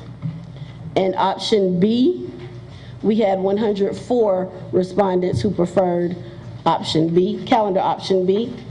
With 185 responses, you see that 39.1% of those were educators at McCall Elementary Middle School. 47.8% were members of the McCall community, and 13% were students at McCall Elementary Middle School. So calendar option A received, of those 185 responses, calendar option A received 81, and calendar option B received 104. And you have the copies of the calendars to see the differences in those calendars. And let me just remind the board again, this is just for information purposes only. One of the things that we do delight in, and that is knowing that schools actively participated. I think each of the school's principals sent this information out to their respective parent groups. They shared it with students and staff alike. Everyone had an opportunity to be a part of the voting process, and these are the results that we received. Next month, I'll come back to you and ask you if you would approve the calendar options that are before us, whether it's option A for the regular school calendar year or option B for the extended school calendar year. Those will be the calendars that I'll bring before you if I don't hear anything in disagreement. We had the most votes for the regular school district. Number one. Number one. Calendar option A. One of the things that I think provided those that did respond for calendar A an opportunity to vote that way is, I believe, that has the full week of Thanksgiving out as a break. As I understand in my short time here, this is a cruise community. People like to plan their cruises. Right now, they're planning cruises during school time. So we like to do what we can to go ahead and help everyone with the planning. They can get the first payment in after we approve the calendar for school year 1920. And hopefully that will be during the Thanksgiving break so that we can keep our kids in school. I might even go on a cruise. God bless you. Any other questions? Okay. Thank you. All right, thank you, Ms. McCall. Now for some excitement. As you know, back in July, we talked, the existing board, we talked about an aggressive plan to get our students and our schools up to speed as it relates to technology. Our students are one of a few districts that did not have technology that they can use both in school and out of school. We began in October. Due to the storm, we had to push it back to October, a pilot rollout for the middle schools, grades 6 through 8. Each student in grades 6 through 8 currently, based on their availability to pay for the service fee, which is $20, has a device, a Chromebook that they can take home, which I think is great.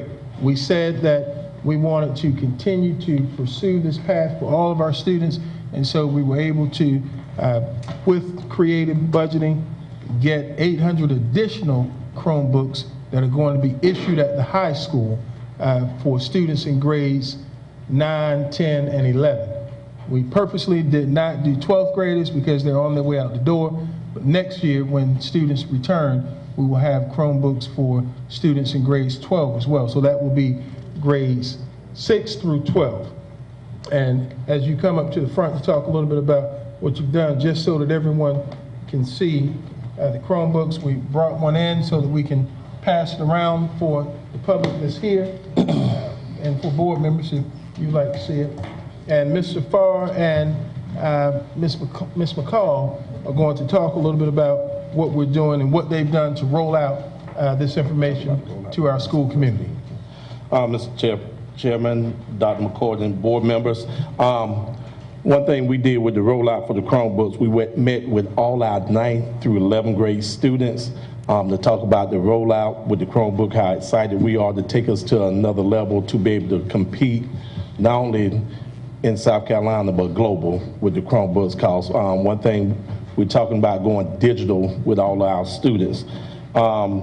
We are going to, the Chromebooks should be in, from my understanding, this Wednesday. Should be in this Wednesday. We're going to get them together. We're going to roll them out with our older students first, with the juniors on the 24th, sophomores on the 25th, and freshmen on the 28th. We also posted everything on our social media page. If you have students at the high school, your phone probably was ringing at 7:00 p.m. tonight because we did dial-outs tonight to our parents to inform them about our Chromebooks and the $20 for insurance. Also, if you can see at the front of the school, we have a poster as soon as you walk into Marlboro County High School talking about the Chromebooks and the rollouts. Also, I want to thank Ms. Teresa Reed and Marquita McLean and Ms. Davita McCall. All our teachers, 100% of our teachers have been trained on how to use Google Classrooms, and ongoing training is still going on with our teachers who do not feel comfortable with Google, with the Google documents. Also, Ms. Reed have been working with our students. We have about 50% of our students that have been trained in the Media Center with Google Drive. And that's in the Media Center, not talking about the ones that have been trained in the classroom with our teachers. So we're hoping to get all 100% of our students trained with Google Drive. So we're really excited about the Chromebooks coming to Marlboro County High School, you know, but our seniors kind of giving us a little sad look right now. Good evening again. We rolled Chromebooks out to our 6th through 8th grade students in October of this school year. At that time, we also introduced the idea to the high school students that 9th, 10th, and 11th grade students would be next to receive Chromebooks to use instructionally for 24 hours to take home with them. When you do something the first time, you always have some things that you need to go back and make changes to. So that's what I'm here to tell you tonight.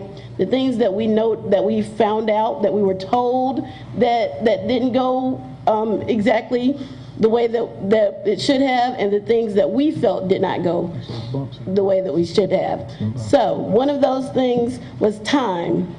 Like I said, we introduced this idea in October.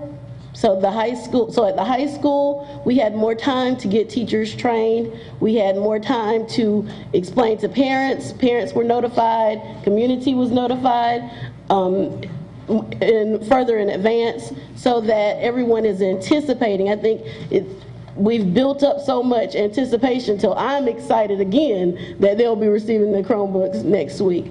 Another thing that we changed this time was in October, we handed students the Chromebooks, and teachers saw the Chromebooks for the first time that day also. Although we had trained the teachers in the Google suite, and they knew how to operate the suite, they didn't see the Chromebooks. So this time, we trained teachers with the Chromebooks and how to use the Chromebooks in December so that they would be prepared. They would know what the students would be getting next week as well. And they will also have some here on site for teachers to come into the media center and work with before the students get them. Another thing was Marlboro County High School had 3 parent nights. We saw that with only having 1 parent night per school, we didn't get as much participation. So they had 3 parent nights instead of the 1. We've also created a flyer, an FYI flyer, to go out on social media so that parents who didn't get a chance to attend the parent nights will also see the major points on social media. They'll see they'll get answers to the major points that were asked about the Chromebooks. I'm sorry. We also established a school level committee where the media specialist was the head of the school level committee, so that everything that we knew, the school would know. Another thing that was done was the media center, the media specialist was also trained prior to the teachers being trained, so that she could be a resource here at the school for teachers who needed additional assistance with the Google Suite and with the Chromebooks. And I'd like to say, and I know you may have questions, this is an exciting time, as Ms. McCall stated. I'd like to thank Ms. McCall, Ms. McLean, Mr. Toole, George Coleman, West Park, our teachers and staff here at the high school, as well as those at the middle school for their tireless effort. This was an initiative that was brought to them back in July, and a very aggressive schedule was given to them to make this happen. I think our kids deserve it. I think it's going to be a game changer for us as we get smarter in the use of technology, and we share that with students and provide them the opportunities. We're only going to see unlimited results abound. So thank you to all those that are responsible for making this happen and making it happen so quickly. And we look forward to seeing what the results will be in time to come with the use of this new technology. I want to say thank you, because I know there's a lot of kids in this community would never have that opportunity to have this type technology. So for us, it is a game changer. And it's an opportunity, I know, for our kids and for the parents who can't afford those kind of items, to make it possible for them. And I think sometimes we forget about that. Some folks just can't afford some things that they really need. And so thank you, and whoever started this initiative, whoever it may have been, thank you very much. One quick question. I have a question. Go ahead. One quick question. You made a comment on it just a few seconds ago, but we are very capable of monitoring our improvement as we're moving forward. Are we not? You said some things that we've or changing and do it different. So that's one of the things I want to make sure we're very capable of monitoring how we are advancing, correct? Yes, sir. Yes, sir. My question is, what type of restrictions are on the Chromebooks, and how do we keep track of what sites they're visiting? That's a great question. Okay. I can answer it, or you can answer it. Go ahead. Okay. Our technology department has monitoring software on all devices within the school district while they're here within the school district. They also purchased a software to monitor technology at home. So they're monitored here within the school district, and then when they take them outside of the school district, they are also monitored at home. So that software monitors even though they're not on our network. And let me speak on that. Additionally, we have software for monitoring and filtering.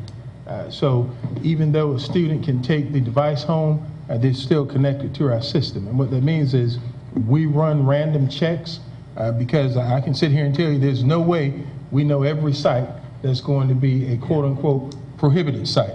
Sometimes we don't find out until we get a ding and we say, oh, well, this is prohibited.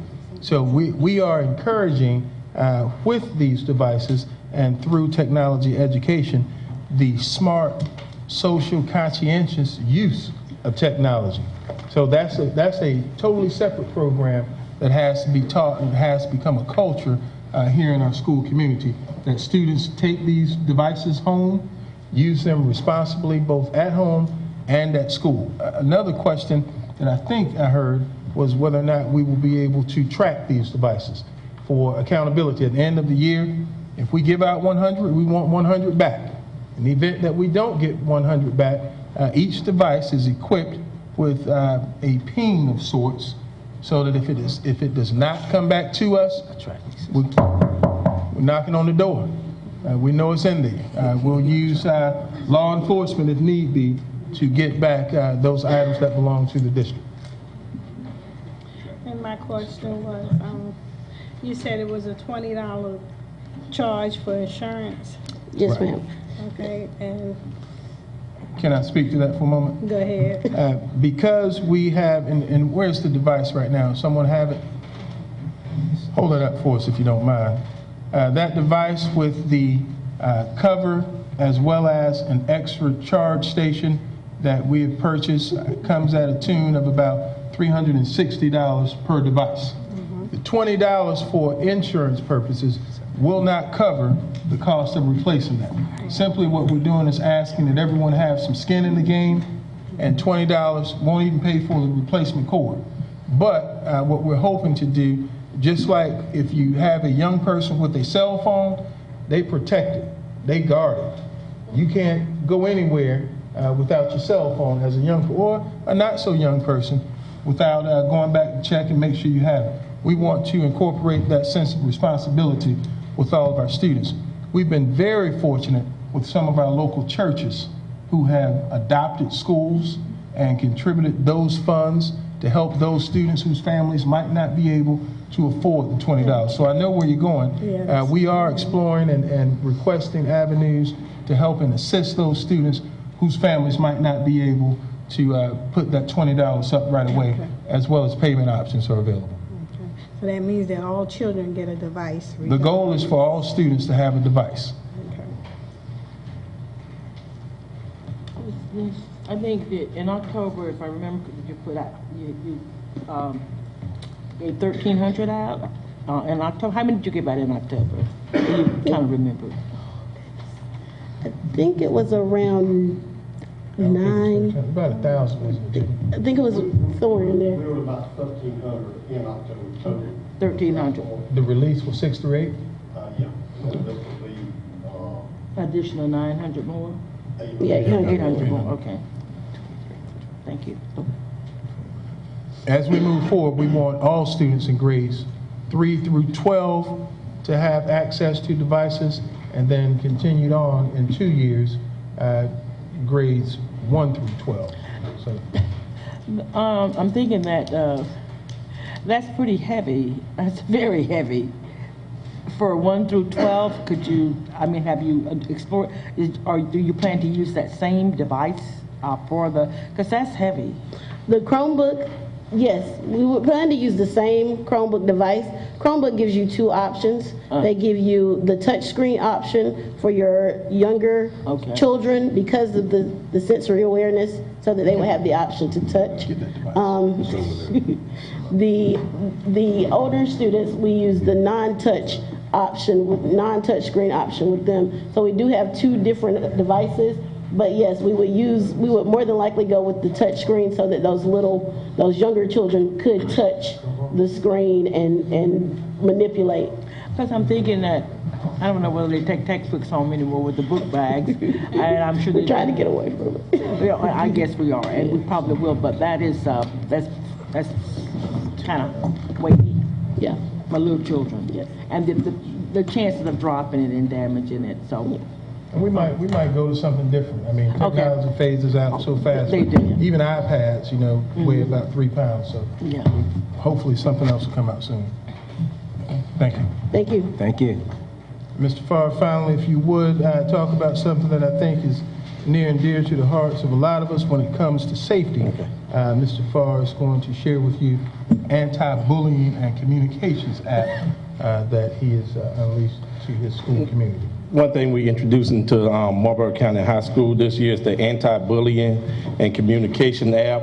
It's new to Marlboro County High School, but we wanted to be able to communicate with our students, parents, faculty, and staff at a moment of notice.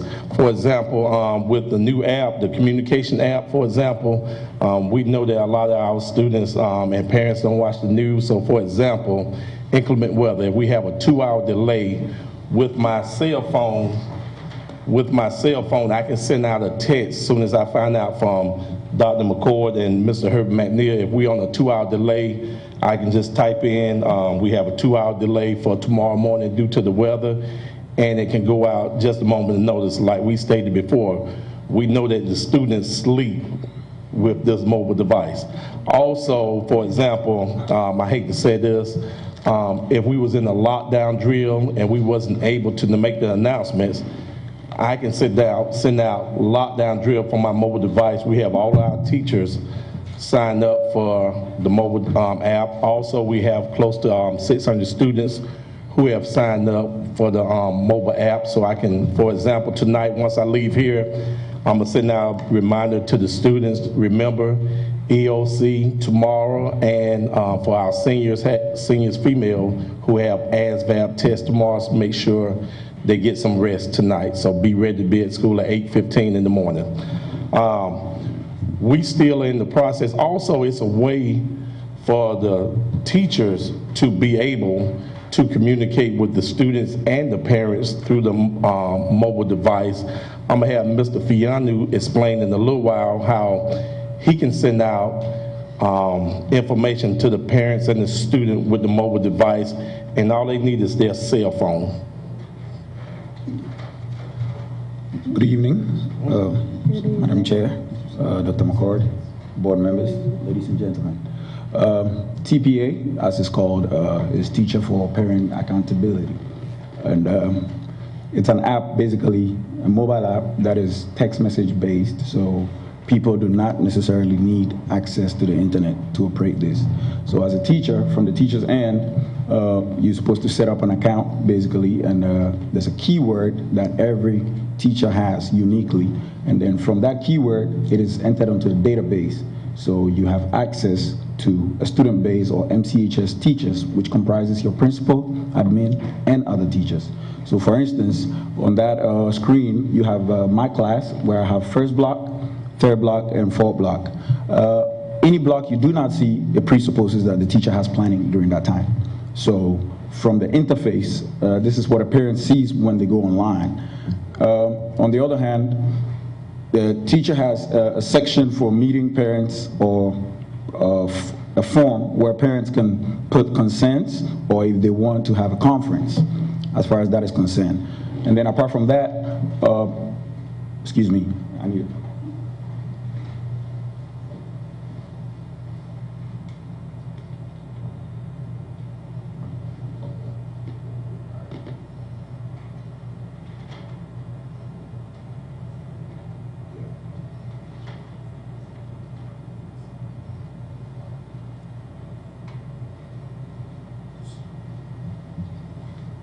So from the user end, this is what anybody who signs up or goes online sees from my classroom.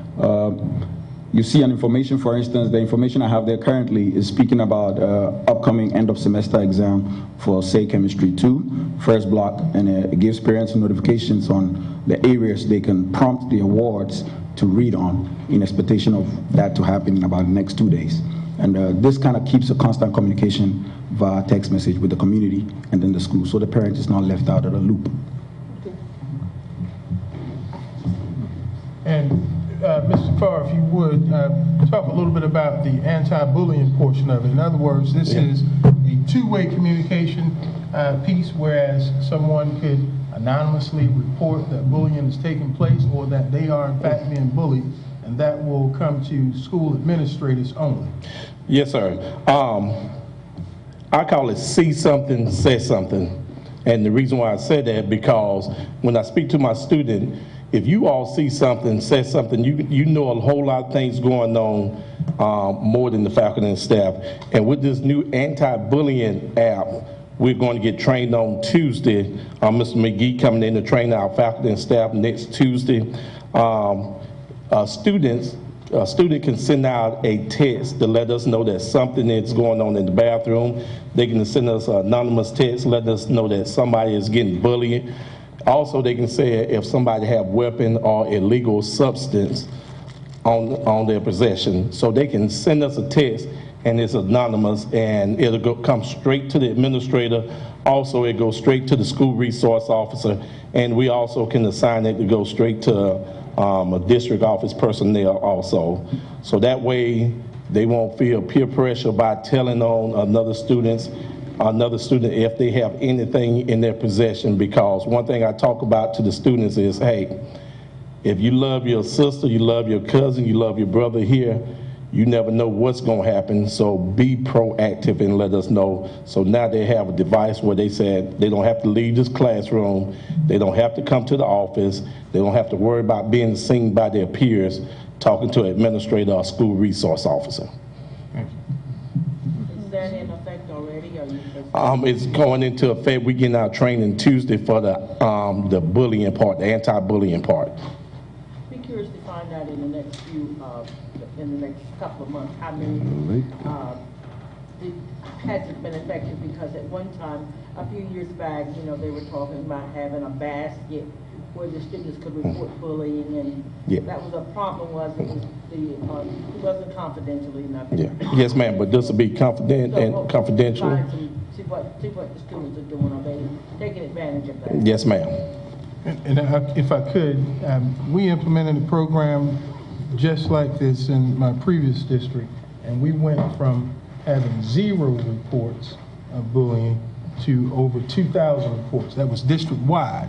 And we were able to receive tips, credible tips on students that had weapons in school, drugs in school, potential fights that were going to take place, and it helped create a safer atmosphere for all of our schools. And so even though this is the pilot program here at the high school, the goal is to make sure that we have a tech-savvy community and then unleash it to the entire district.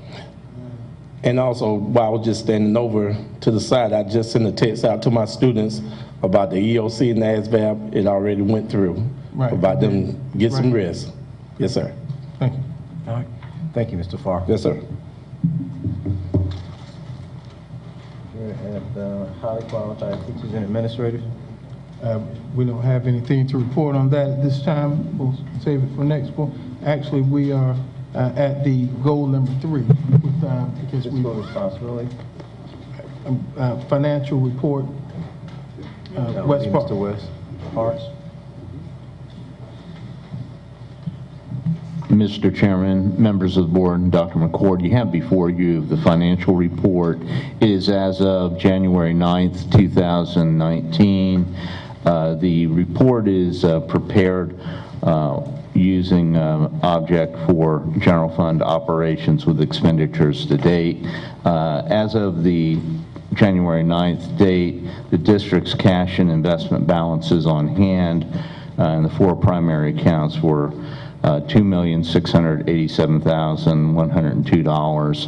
As of that same date, the district had expended $14,236,772 of a $32,818,572 budget, or a total of 43.38%.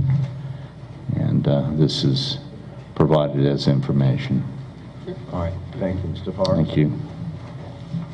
Policy and development and implementation.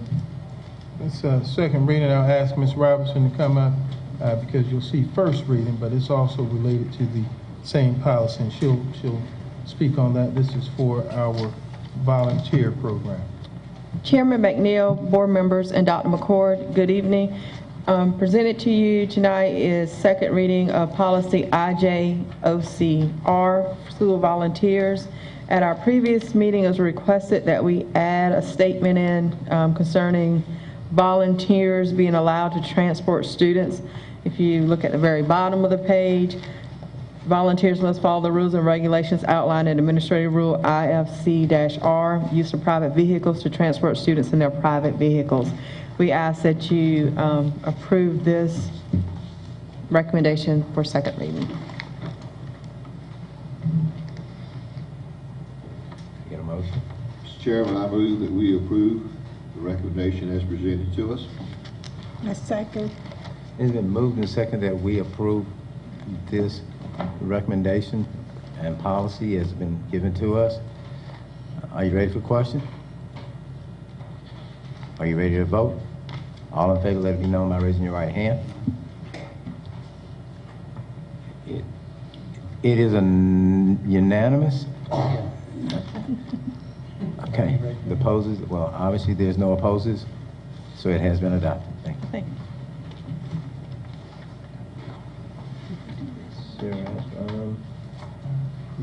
Number 5, board business actions. We need, No, next. so we got I'm sorry. IFC. Okay. Yeah, we have one. First reading. I'm sorry. Policy IJOCR, with that statement, required first reading of Administrative Rule IFCE-R, which is immediately following it, and that is use of private vehicles.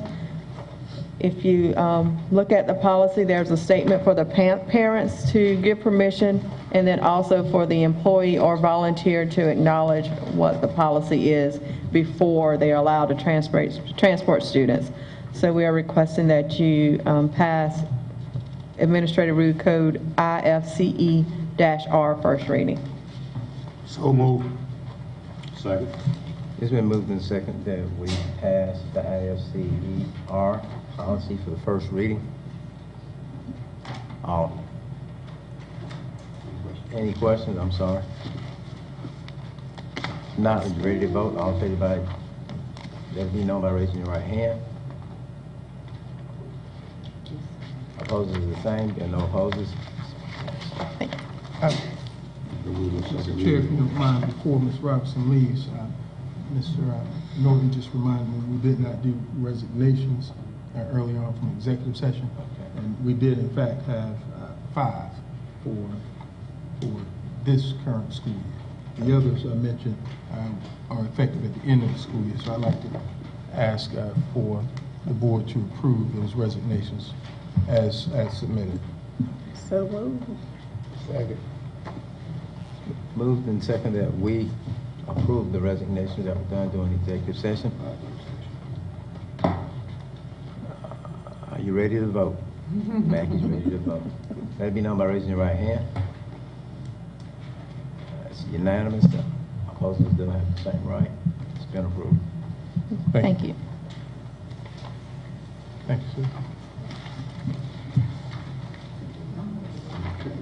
Board business action. Nope. We done. No, we have an adoption of a budget calendar, Yeah. and this is just a draft. If you would, I'll have West Park come to the front. If you look on the last page, this is what we're proposing in draft form, and again, this is because I know we still have some conversations that need to be held, but we have an aggressive schedule to help us bring to you a budget to be approved before the deadline of June 30th. So Mr. Park. Thank you. The district's budget calendar provides a basis for scheduling activities and meetings connected with the budget process. The proposed 2019-2020 draft budget calendar provides a process similar to those in prior years. Workshops will be held prior to the regularly scheduled board meetings to hear information to be considered for the 2019-2020 budget. The schedule includes workshops on staffing, school configurations, student populations, and facilities. The schedule includes a workshop for staffing based on configuration options on March 18th, certified and classified staff listing as recommended by principals and district administrators for contract approvals and letters will be presented at the April 8th regular board meeting. First and second budget workshops are proposed to take place in April with the final in May if needed, and 3 readings if needed of the budget in June.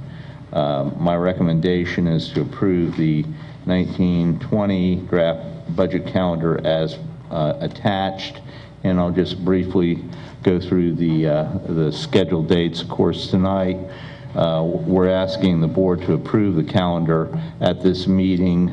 February 4th, board workshop to the bond referendum project, looking at facility rehab, safety and security, and reviewing staffing standards, school configurations, and student population, and budget goals and objectives. March 4th, budget workshop on bond referendum project.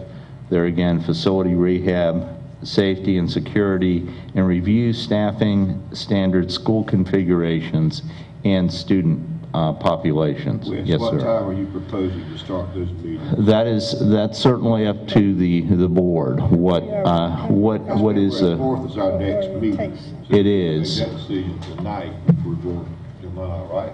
Well, one of the things that after we finish it, I wanted to do was ask you, because I thought we were going to also at some point in time talk about board workshops. Yeah. But February 4th, you are correct. If we are going to begin discussions, then we would need to move our meeting date and time. I mean, this is self-explanatory. We can read, I guess. But these are not set in stone. This is a draft. Yeah. Well, we comment, they are all on, most of them are on Monday. So the question is what time? Because That would we be already for you comment to let us 5. know. I think moving the agenda up to currently we begin at 5 with the executive session. I would say moving it up at least an hour, with possibly tacking on time at the end of the board meeting. Could there be a possibility, and I say this tongue-in-cheek, that we can leave a few things off of our agendas? I agree. So if we do this board workshop, we don't have quite as much on our regular agenda for the, so we don't have to leave at 10 o'clock at night or whatever. What I'd like to offer, Okay. and again, this is for the board to consider, I'd like to offer, we meet on February, let me see, that's February 2nd, which would be a Saturday, and come in and have a workshop for this specific reason so that we can have a chance to ask and answer all questions without having to worry about running over a meeting. So if we said 9 o'clock to 1 o'clock on Saturday the 2nd, that would give us 4 hours, and by all means, we could finish up sooner rather than later, but we won't have to run the risk of having to rush through a board meeting. I honestly think that's going to be better for everyone, especially considering we have 3 new board members, not to mention a new superintendent. Even though I'm familiar with the budget process, I want to be comfortable that you're comfortable with what we're hoping to do. Is that amenable for everybody? February 2nd at 9 o'clock. Is that a problem? And I know we haven't had an opportunity to look at calendars or anything yet. Yeah. So this is the February 2nd would be a workshop. It would be a workshop. Financial It would be a budget financial workshop. workshop. And you would put your questions in the front so that we can respond or be prepared to respond accordingly. There are other, you said a financial workshop, but we've done some things about that you brought up tonight that we need a workshop on if we go into, they're going to be budgeted into this budget. We looked at the school configuration, That can be a part of the discussion. okay, so just all of those, when you say budget workshop, I'm thinking that encompasses it all. All right, okay. All right, yes, I could do that. Okay. Is, You can have it, but I won't read will it be a problem for anyone else? And I know you wouldn't want to be here, Mackie, but we're running out of time. It appears. So is it a problem for anyone? I know. Then maybe that may be something we want to make contact with you in the next couple of days to let you know and then send something out. Right. Would that be okay for everybody if we did that? A couple of days? That's tentative, and you're going to be contacting us before the end of the week. Yeah. And we're going to be contacting you before the end of the week. Just contact me. We're going to be contacting you. Right. Because you can do the end of this month. You can do, I'm just proposing we do it before the 4th. Let's look at, since we said this February 2nd, let's stay with February 2nd. There's no sense to keep going over and over this. We said February 2nd.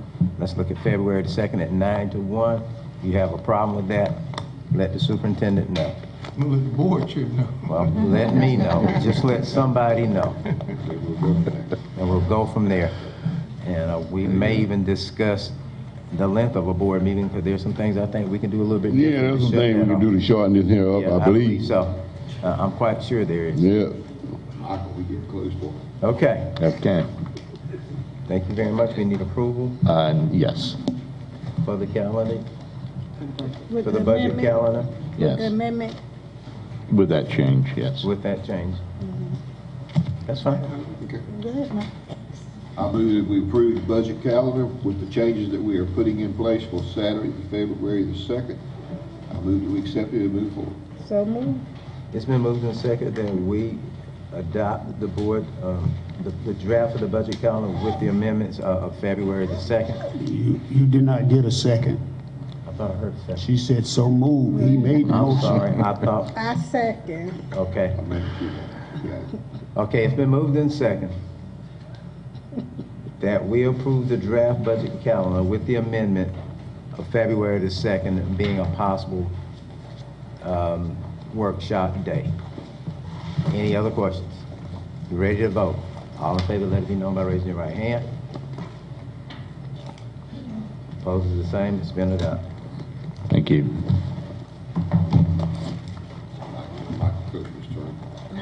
If there's nothing else, if I can have a motion to adjourn.